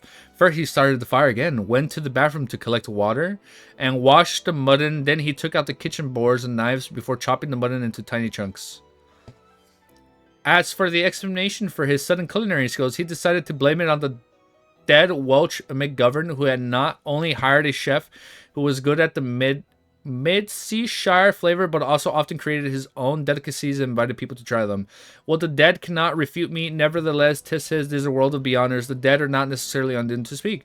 With that in mind, Klein felt a little guilty conscience. He threw aside his confused thoughts and put the meat into the soup bowl. Then he took out the condiment box and added into a spoonful of crude salt, half of which had begun yellowing. In addition, he cautiously took some black pepper grains. Ooh, that sounds good. Pepper grains from a special malt bottle and mixed it into the marinating them together. Fool that these belong to this era. There it is. The bathroom destroyer, Klein the cook, the fool and the goat. Misters and rulers are sure great. It is posted in Lord of the Rings sub like 7 months ago. It is very detailed. Somebody had a very detailed post on the ingredients. Alright, that sounds hype. He placed a saucepan on the stove, and while waiting for it to heat up, Klein rummaged for the carrots from yesterday and cut them into pieces alongside the onions he bought today. When he was done with the preparations, he took out a small can, that cupboard, and opened it. There was no much lard left in it. Klein took a spoon and put it in the pan and melted it. He then added carrots and onions and stirred it for a while. As for the fragrance... Oh my god, I cannot read. As the fragrance began to pervade, Klein poured all the mutton into the pot and fried it with care for a while. He should have added cooking wine in the process, or red wine at least. However, the Mornay family did not have the luxuries and could only drink a glass of beer a week. Klein had to make do with what... I don't even drink beer. I'm not the biggest fan of beer. Klein had to make do with whatever was available and poured in some boiled water. After stewing for about 20 minutes, he opened the lid, put the tender... This is so sweet, though. He's doing this for his sister. You're making me so hungry, and it's like 10 p.m. at night. Hey, late midnight slag, dude. Late midnight slag. Username, Red Devil. Food that doesn't belong in this era. Oh, you're right. He's cooking food you wouldn't normally see here, right? After stewing for about 20 minutes, he opened the lid. Oh, when he was done with the preparations, he took out a small can from the cupboard and opened it. There was not much lard left in it. Klein took a spoonful, put it in the pan, and melted it. He then added in the carrots and onions and stirred it for a while. As for, is he making like a stew pot? I don't really like beer either. Nah, I don't like it. I mean, I'll drink like White Claws, like water seltzer. Like that I can drink because it doesn't taste bad. But I don't drink that much in general. As the fragrance began to pervade, Klein poured all the mutton into the pot and filled with the care of a while. He should have added cooking wine and I just read that. After stewing for about 20 minutes, he opened the lid and put the tender peas and cut potatoes in it and added a cup of hot water and 2 spoons of salt. He closed the lid, lowered the fire, and exhaled satisfactorily, waiting for the sister to reach home. As second turned into minutes, the fragrance in the room intensified. There was the allure from meat and the rich smell of potatoes and the refreshing scent of onions. The smell gradually mixed up and Klein swallowed his saliva from time to time, keeping track of the time with his pocket watch. After more than 40 minutes, it took 40 minutes? Whiskey is best. I've had a whiskey here and there. Yeah, Klein and his family are so wholesome. Yeah, this is sweet. He's literally doing all this for his sister. After more than 40 minutes, some not so brisk but rhythmic footsteps approached. A key was inserted and the handle was turned and the door opened. Before Melissa came in, she whispered doubtfully, "Smells good." With her bag still in her hand, she stepped in and glanced over the stove. "You made this?" Melissa took off her veil and her hand paused mid-air, looking at Klein in astonishment. She twitched her nose and inhaled more of the fragrance. Her eyes quickly softened and she seemed to find some confidence. "You made this?" she asked again. "Are you afraid that I waste the mutton?" Klein smiled and returned with a question. Without waiting for an answer, he said to himself, "Don't worry. I specifically asked Walsh to teach me how to cook this dish. You know, he has a good cook." First time Melissa's eyebrows creased subconsciously, but they were smooth by the fragrance. "It looks like I'm talented," Klein laughed. "It's almost done. Put your books in the veil hat down somewhere. Go to the bathroom, wash your hands, and then get ready to taste it." I'm very confident about it. It's crazy that this isn't his real sister, but because he has all Klein memories, he still has like this attachment to her. He has like an attachment to her. If I'm having a small amount of friends and I'll have wine. Oh, okay. If I'm trying to get hammered in vodka, I can't, man. For parties, ladders are great. Oh, man. I've never had rum. I don't think I've had rum. When she heard her brother's ordinary arguments and saw his gentle and calm smile, Melissa stood rooted at the door and failed to respond in her daze. "Do you prefer the mutton to be cooked longer?" Klein urged with a laugh. "Ah, okay. Melissa jolted back to her senses. With a handbag and a veil each hand, she rushed into the room quickly. When the lid of the saucepan was uncovered, a sudden blast of steam appeared before Klein's eyes. 2 pieces of rye bread were already placed to the side of the mutton, and tender peas, allowing them to absorb the fragrance and the heat to become soft. By the time Melissa had packed her items, washed her hands and face, and returned a plate and stewed mutton with tender peas, potatoes, carrots, and onions. When did we get onions? When were onions involved in this ingredient? Carrots and onions was already placed on the table. 2 pieces of rye bread, colored by a light dip in the gravy, were on the plates. "Come on, try it." Klein pointed to the wooden fork and spoon next to the plate. Melissa was still a little confused. She didn't refuse. She picked up the potatoes with her fork, put it in her mouth, and bit it lightly. The taste of the starchy potato and gravy fragrance flooded in her mouth. Oh, that sounds good. Her saliva secretion went crazy as she gobbled down the potato in a few mouthfuls. "Aww." Tried the mutton. Klein gestured at the plate of his chin. He then tasted it just now and thought it was barely at a passing standard, but it was not enough for a girl who was inexperienced with what the world had to offer. After all, she only ate meat occasionally. Melissa's eyes were filled with anticipation, and she carefully forked some mutton. It was very tender, and soon as it entered the mouth, nearly melted. The fragrance of the meat explored in her mouth, filling it with delicious meat juices. It was an unprecedented feeling that made Melissa unable to stop eating. By that time, she realized she had already eaten several pieces of mutton. That's so sweet. The love he has for his siblings can't be fake. Yeah, no, it's not fake, man. This is beautiful. Yeah, he's a mix of Zoe and the original Klein. Ah, so it's kind of like both personalities are mixed. Like, yeah, he has his old personalities and all Klein's memories. Yeah, I forgot what anime I watched. Oh, it was like an Ancient Magus Bride. That one bad guy, he had like 1,000 years worth of memories from different bodies, and then like at the end of the day, he didn't really know who he was. So I can see it. I Klein, this was supposed to be prepared. Melissa blushed and slumbered. "I nibbled some of the food just now. It is a privilege of being a cook." Klein smiled and soothed his sister. He picked up the fork and spoon at times. He would eat a piece of meat, and sometimes he would stuff it in his mouth full of peas, and other times he would put down the utensils, break off a piece of rye bread, and dip it in the gravy. That's why he's a goat, our goat. If you're going to say an honorific name, make a new one or only say the ones of the characters we know. We can do it. Yeah, that could work. I'm losing my voice. Oh my goodness. Melissa relaxed and it was immersed in delicacy again by Clyde normally behavior. It's really delicious. It doesn't seem like we're doing it for the first time. Melissa looked at the empty dishes and praised them with all her heart. Even the gravy was finished. It's a long way from the Wiltshire chef. When I'm rich, I'll take you and Benson out to the restaurant and have a better meal. Clyde said he was beginning to look forward to him. Your interviewer burped. Melissa did not finish her words because she suddenly allowed a sound of contentment involuntary. She put her hands over her mouth in a hurry and looked in embarrassment. The fault is with the stewed mutton. The fault is with the stewed mutton with the tender peas just now. It was too soon and delicious. Klein. Oh wait, I laughed.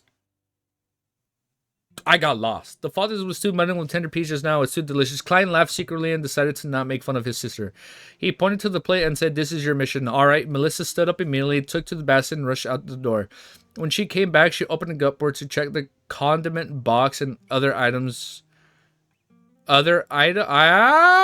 got lost again, and I'm losing my voice.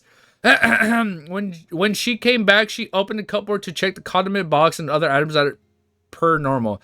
Did you just use them then? Melissa was surprised and turned to Klein, holding the black pepper bottle and lard can. Klein shrugged his shoulders and laughed. Just a little, it's the price of delicacy. Melissa's eyes twinkled. Her expression changed for a few moments before she finally said, "Let me cook in the future. You have to hurry up and prepare for the interview. You have to think about your job." We did it! Yay! Chapter 12. Nightmare stop. Did we read something we shouldn't read? Okay, I won't read it. Something by Nightmare? He said our go. Oh, the long. Bruh, stop. Okay, should I not read what? I can read the Evernight goddess stands higher than. Okay, no, it's. Mute him? No, it's okay. No, it's okay. We're good, guys. That's all right. We're all a little excited. No, it's all good, dude. We don't have to mute him. It's okay. So, chapter 12 is called Here Again. Melissa, can you not rub it in? Klein muttered inwardly. He felt a throbbing pain in his head. The amount of content Klein had forgotten wasn't considered a lot, but neither was it negligible. The interview was in 2 days, so he could find the time to make up for it. They just do 10 chapters at a time at like 2 hours each. Oh, wow. But you're making Discord server today? I would say today, but I don't know if I'm going to make it today. I'll try and do my best. No promises, but I would do my best. I know somebody asked me to make a Twitter account like 2 months ago, and I still haven't made it. I'm so bad. I gotta be quick. I'm gonna be quicker. I'll try and get to it. This amount of content Klein had forgotten wasn't considered a lot, but neither was negligible. The interview was in 2 days, so he could find time to make up for it. Furthermore, he was involved in such strange paranormal activities, so how would it be possible for that he would be in the mood to revise? Klein gave his sister a perfunctory response and began putting on the appearances of studying. Melissa moved a chair over to sit behind him. With light shining from the gas lamps, she began working on her assignments. The atmosphere was serene when it was almost 11 o'clock. The siblings bade each other good night and went to bed. Knock, knock, knock. Pounding on the door rose Klein in from his bed, his peers out the windows to see the first glimmer of dawn. In a daze, he'd have flipped over and sat up. "Who is it? Look at the time now. Why didn't Melissa wake me up?" "It's me, Dunn Smith." He seems chill. Can you read this? Okay. Yeah, okay. I'll talk. I'll look him up too right now. "It's me, Dunn Smith." A man with a deep voice outside the door replied. "Dunn Smith, don't know him." Klein got off his bed and shook his head as he walked towards the door. He opened the door to see any gray-eyed police inspectors from who'd he'd had met the day before standing in front of him. Alarmed, Klein asked, "Is there something wrong?" Well, oh my, no way, I got lost. "Is there something wrong? Who is it?" "It's me, Dunn Smith." A deep voice outside the door. "Dunn Smith, don't know him." Klein got off his bed and shook his head. He opened the door to see the gray... Oh, it's the police officer. He opened the door to see the gray-eyed police inspector from whom he had met the day before standing in front of him. Alarmed, Klein asked, "Is there something wrong?" "The goat Dunn?" "So he's the goat, Dunn Smith?" Okay. The policeman replied with a stern look. "We found a carriage driver. He testified that you had gone to Mr. Welch's place on the 27th, the day when Mr. Welchman died. Furthermore, Mr. Welch was the one who paid for your transportation fees." Klein was startled. He did not feel a tingle of fear or guilt that one would expect for having his lies exposed. It was because he was not even lying. In fact, he was surprised by the evidence provided by Dunsmith. On the 27th of June, the former client had indeed gone to Miss Welch's place. On the night that he returned, he killed himself the exact same way as when Shemnaya did. Shit, man, there's a mystery. That's crazy, dude. So he's the captain? So Dunn is the captain. Oh, that's why you guys were spamming hearts earlier when you guys were saying captain. So it's Dunn. So he's the one that's the same age as Klein, right? Klein gave a forced smile and said, "This is insufficient evidence. This is not directly proof that I am associated with the death of Wochanaya. Honestly speaking, I'm very curious about the whole incident. I wanted to know what exactly happened to my two poor friends, but I really can't remember. In fact, I have almost completely forgotten what I had done on the 27th. You may find it hard to believe, but I fully relied on the diaries I had written to roughly make a guess that I had gone to Witch's place on this 27th. You sure have great mental fortitude," Dunsmith said while nodding. He showed not a trace of anger, nor was he smiling. Oh, they're not the same age? We love the captain. No, so he was the middle-aged 30-year-old dude. He is one of the great eyes. He's the one with gray eyes. Dunn is older. No, he's older than Klein. Okay. "You should be able to hear my sincerity." Klein looked him straight in the eyes and said, "I'm telling you the truth. Of course, only part of it." Dunsmith did not give an immediate response. He swept his glance across the room before saying slowly, "Mr. Wench lost a revolver. I guess..." Oh, shit, it was his gun? "Mr. Wench lost a revolver. I guess I should be able to find it here, right, Mr. Klein?" Indeed, Klein finally understood where the revolver had come from.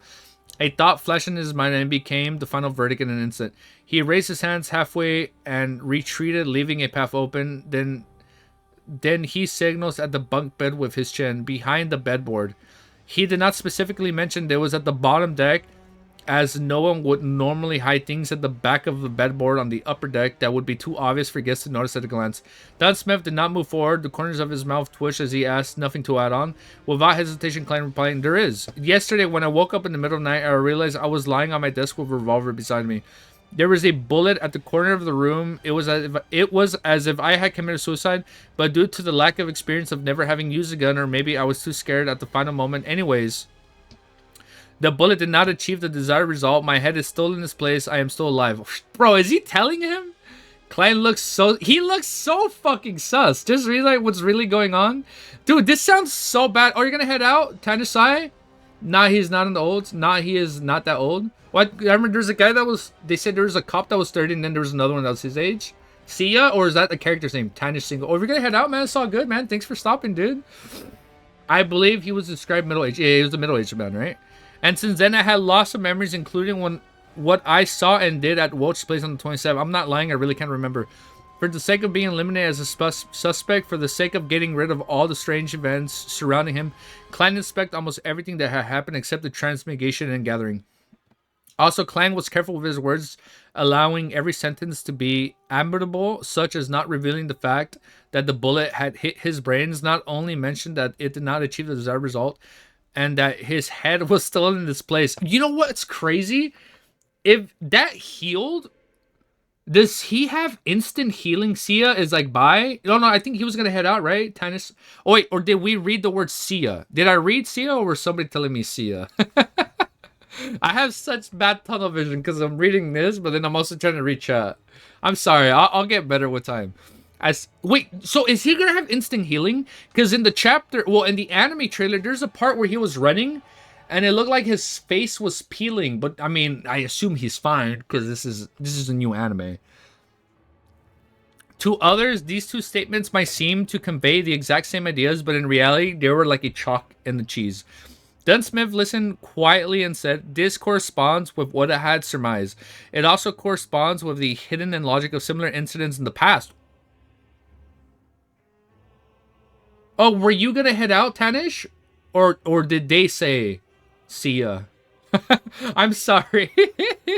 No, but I get you. Well, you'll have to find out. All right. You can just spoil me right now. I'm not kidding. They'll spoil me. Of course, I have no idea how you managed to survive. I'm glad you believe me. I don't know. Wait, so are people bros onto something? No, hi. I'm onto something? I'm onto something. Also, Klein was careful with his words and allowing every sentence. Let me read this part. But only mentioning that to the others, these two statements might seem to convey the same exact ideas, but in reality, it were like chalk and cheese.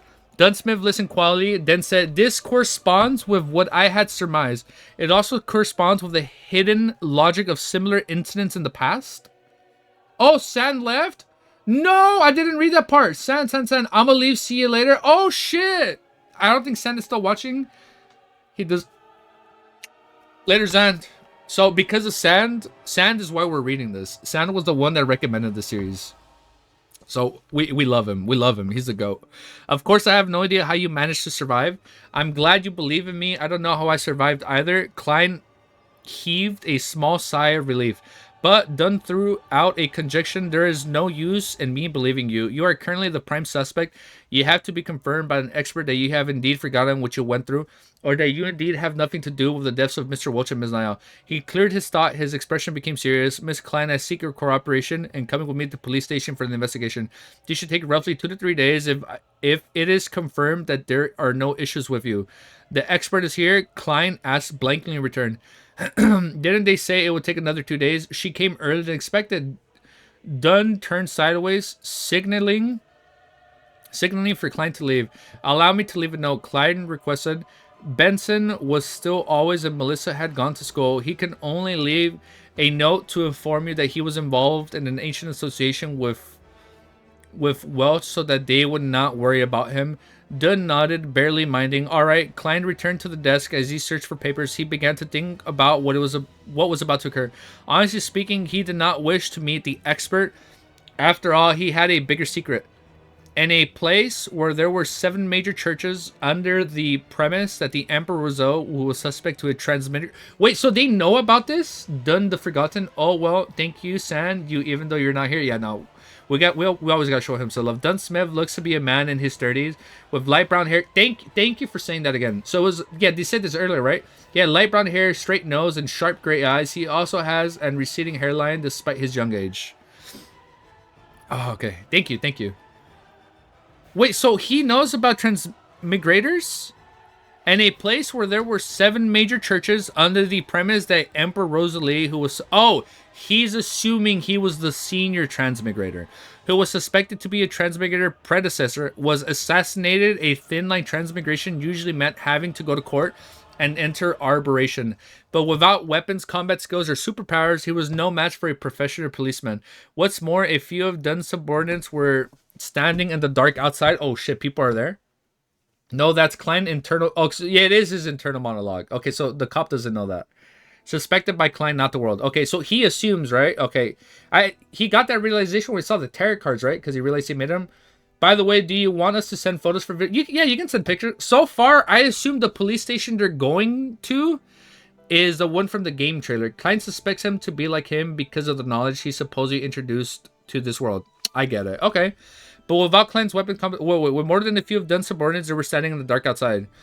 Once they drew their guns and shot at me, I'd be finished. I'll take it one step at a time. Klein left the note and grabbed his keys and followed Dunn out of the room.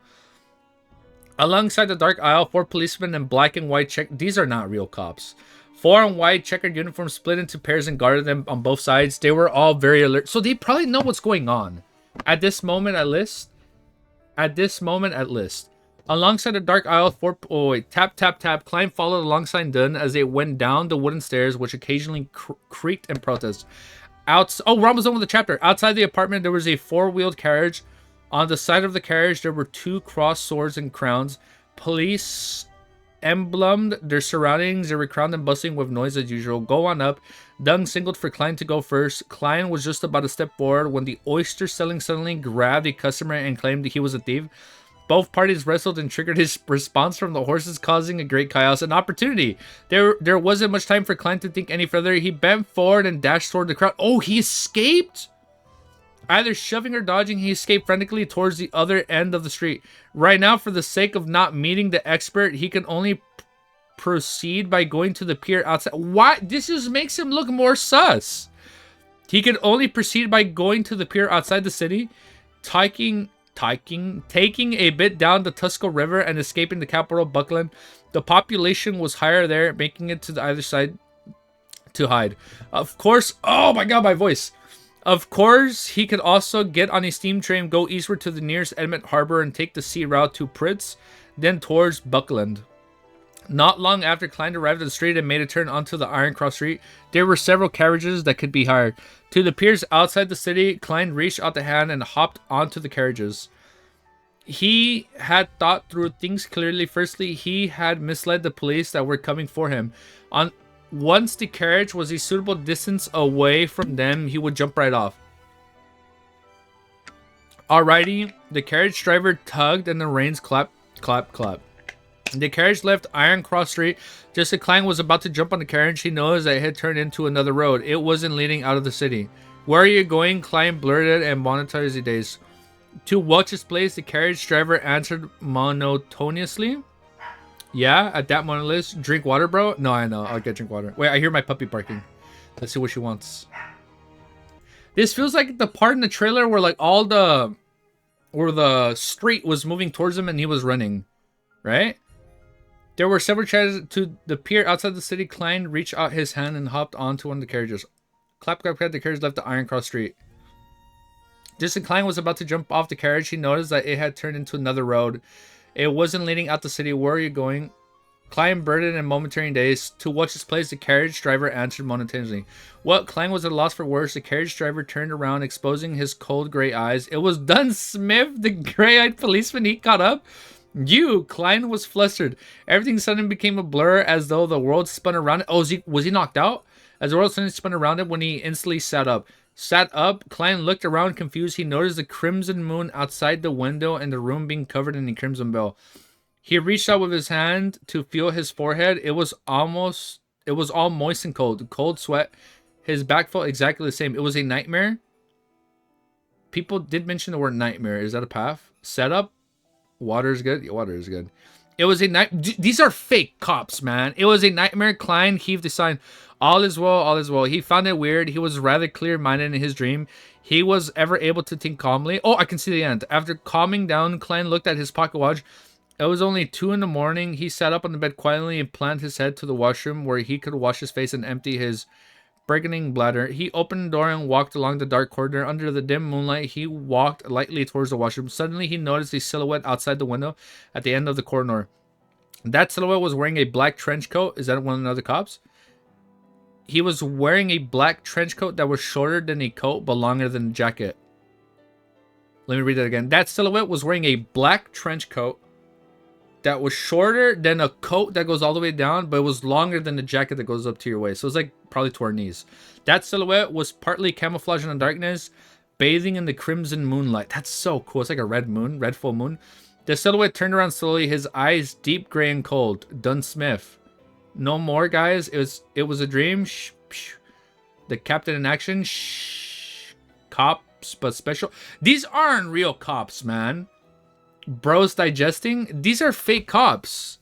The next chapter. Dude, we did it. Yo, chapter 12. I'm getting my second win here. So chapter 13 is called Nighthawk. It feels like the cops are... Bro...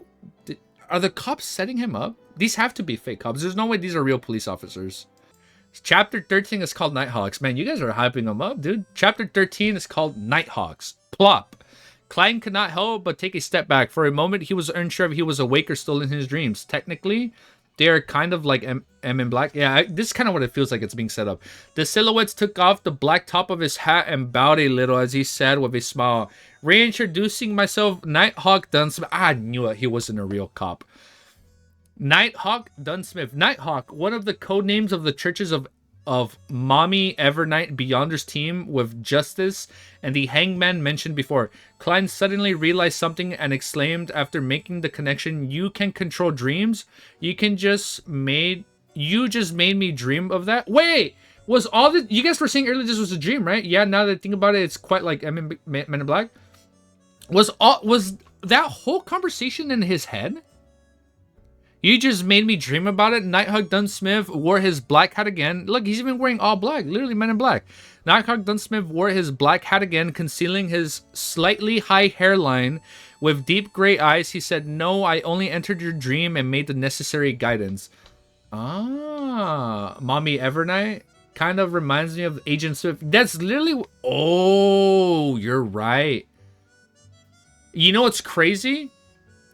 Agent Smith from The Matrix also is a middle-aged man with grayish hair. And no, he had black hair and like a receding hairline. Yeah, or a high hairline.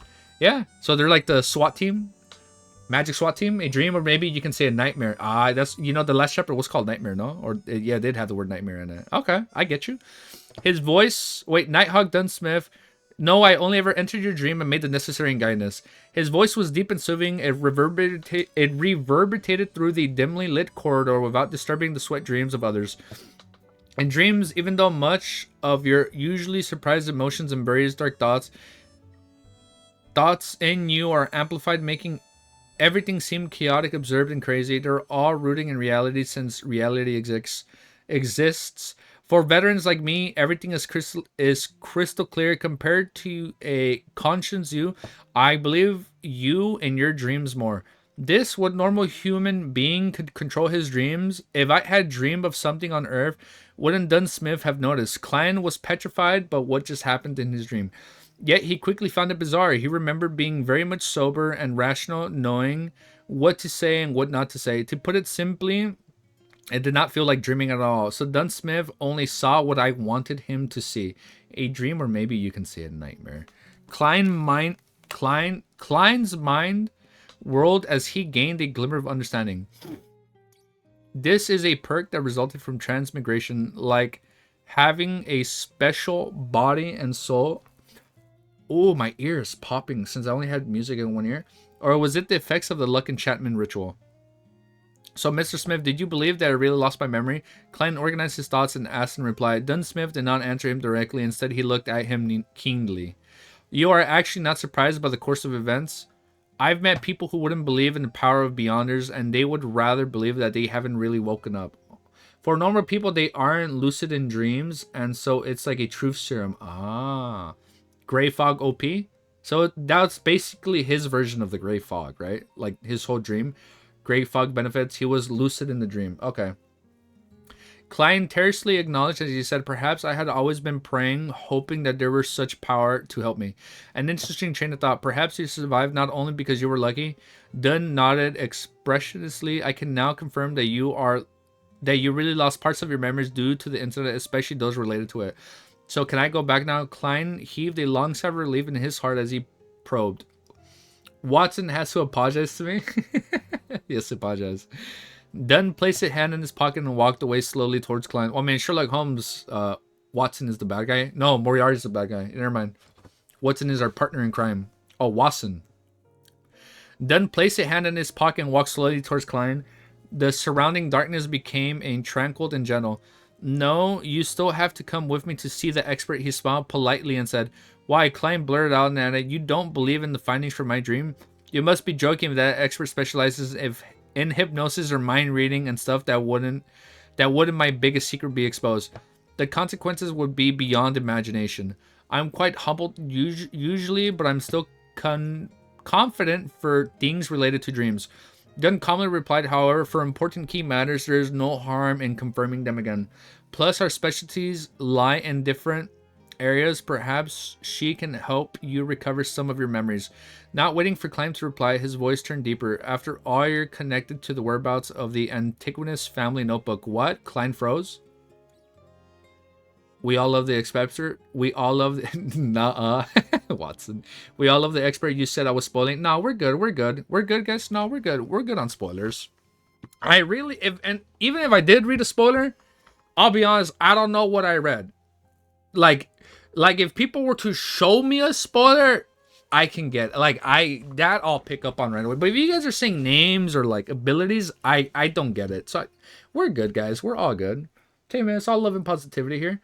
The Antiquinous notebook mentioned. Yeah, so it was the notebook mentioned, right? What? Klein froze. Dunn stopped in... Wait, what music song are we on? Klein stopped in front of him, locking his gray eyes and Klein's eyes, and said, at the scene of the suicide, there was not a single trace of the notebook from the fourth epoch. Welch is dead, Naya's dead, and you're our only lead. Alright then, Klein went silent for a moment before exulting. Oh, does he have the book?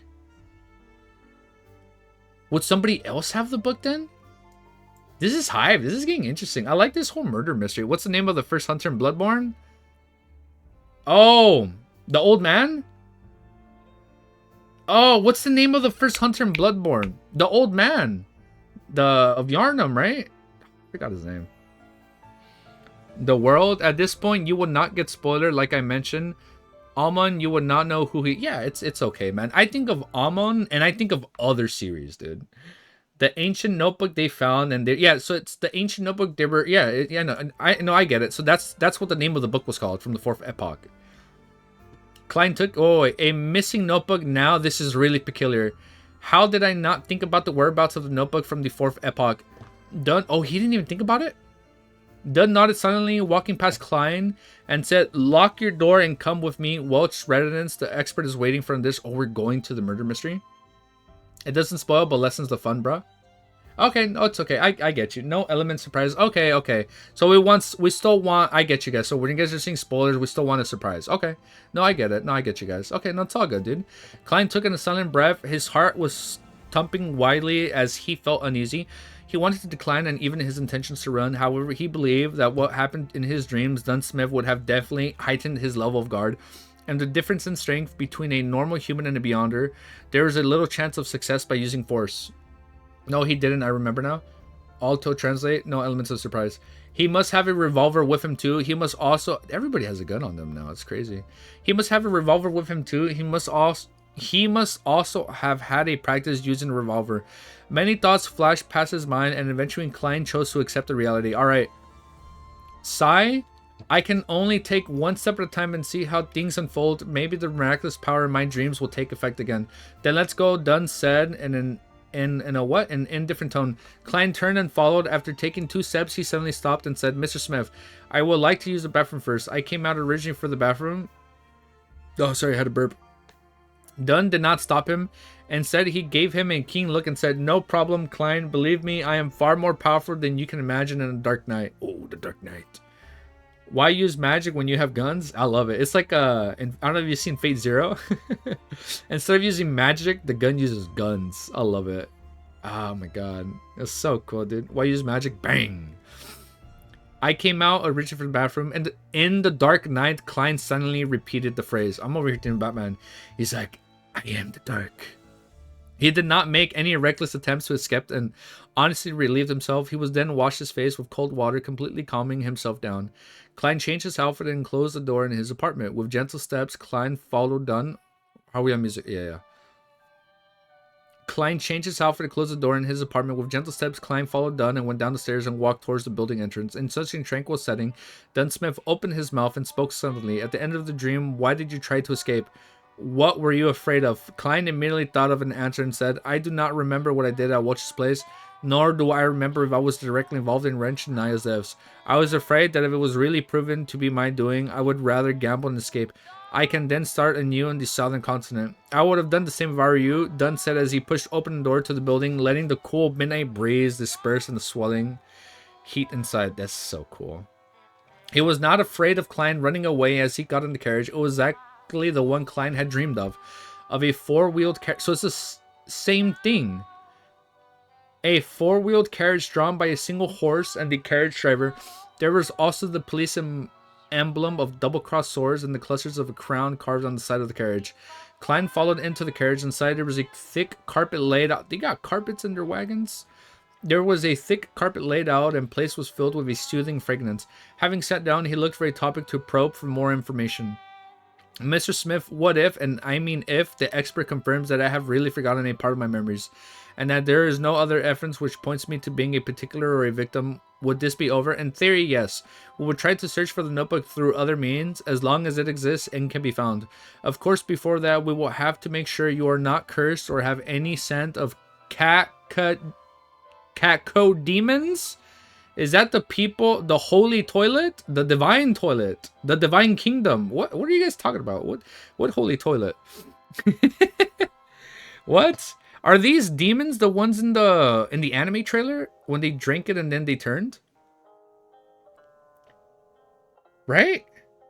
Then looked at Klein in his eyes and said, "Their condition or an end are not what we can foresee or control at times. For example, Klein actually felt frightened for a moment."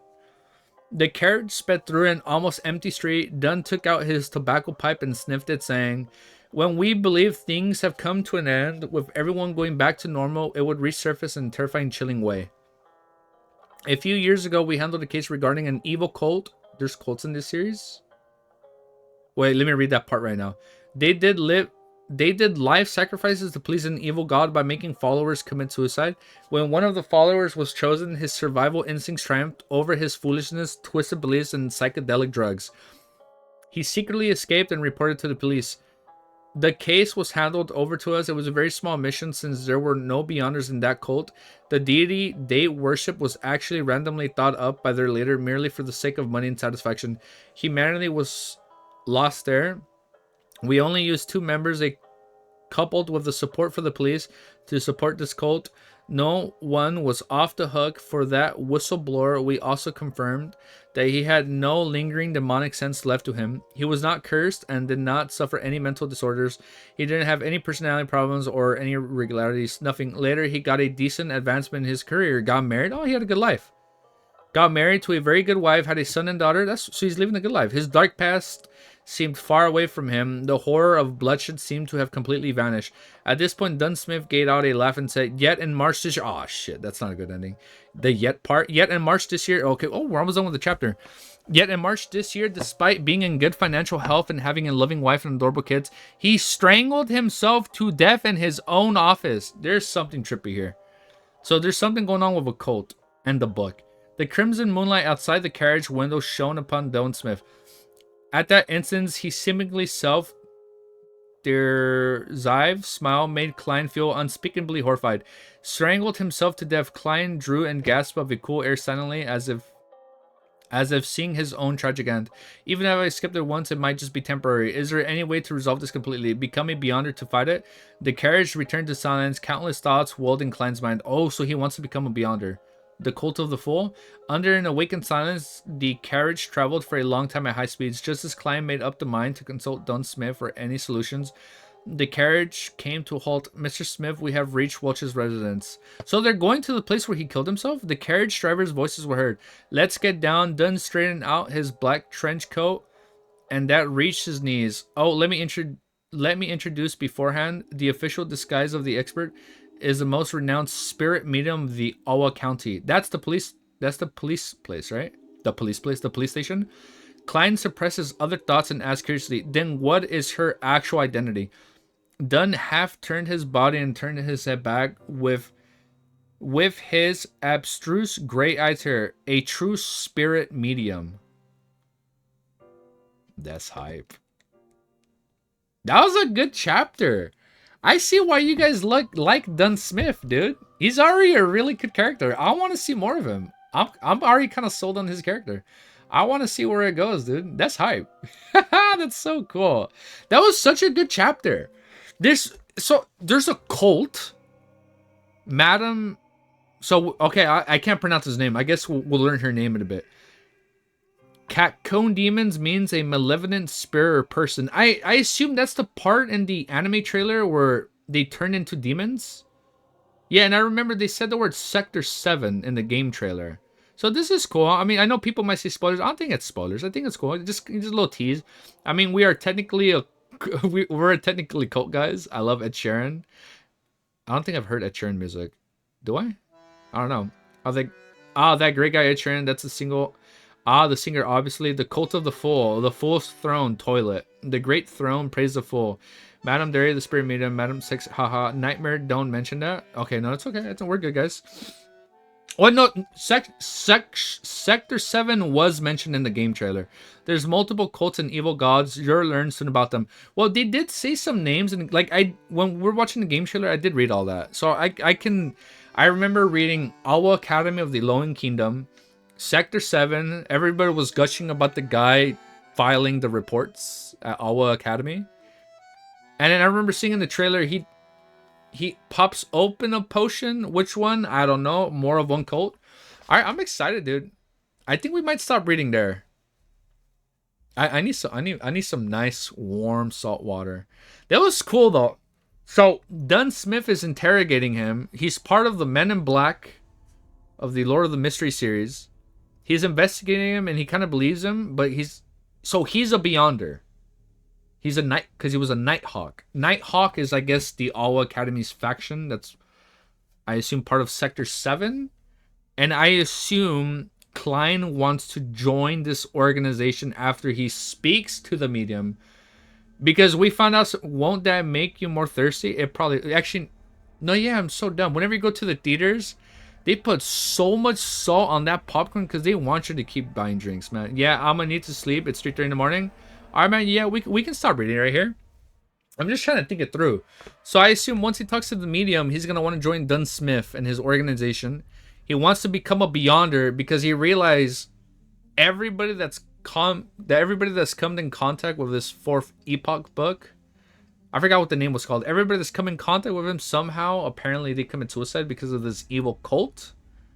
Hopefully I'm not mixing it up. I'm so excited to see where this is gonna go, dude.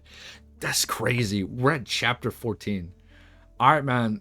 I mean, the stream is still gonna go, but I'm gonna end the video right there. That's crazy, dude. That's so good. All right, man. You guys ready for to be safe in this world? Yeah. So he's gonna want to become a Beyonder with the Nighthawks in order to be safe.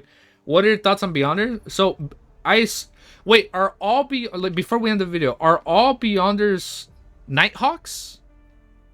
Or no?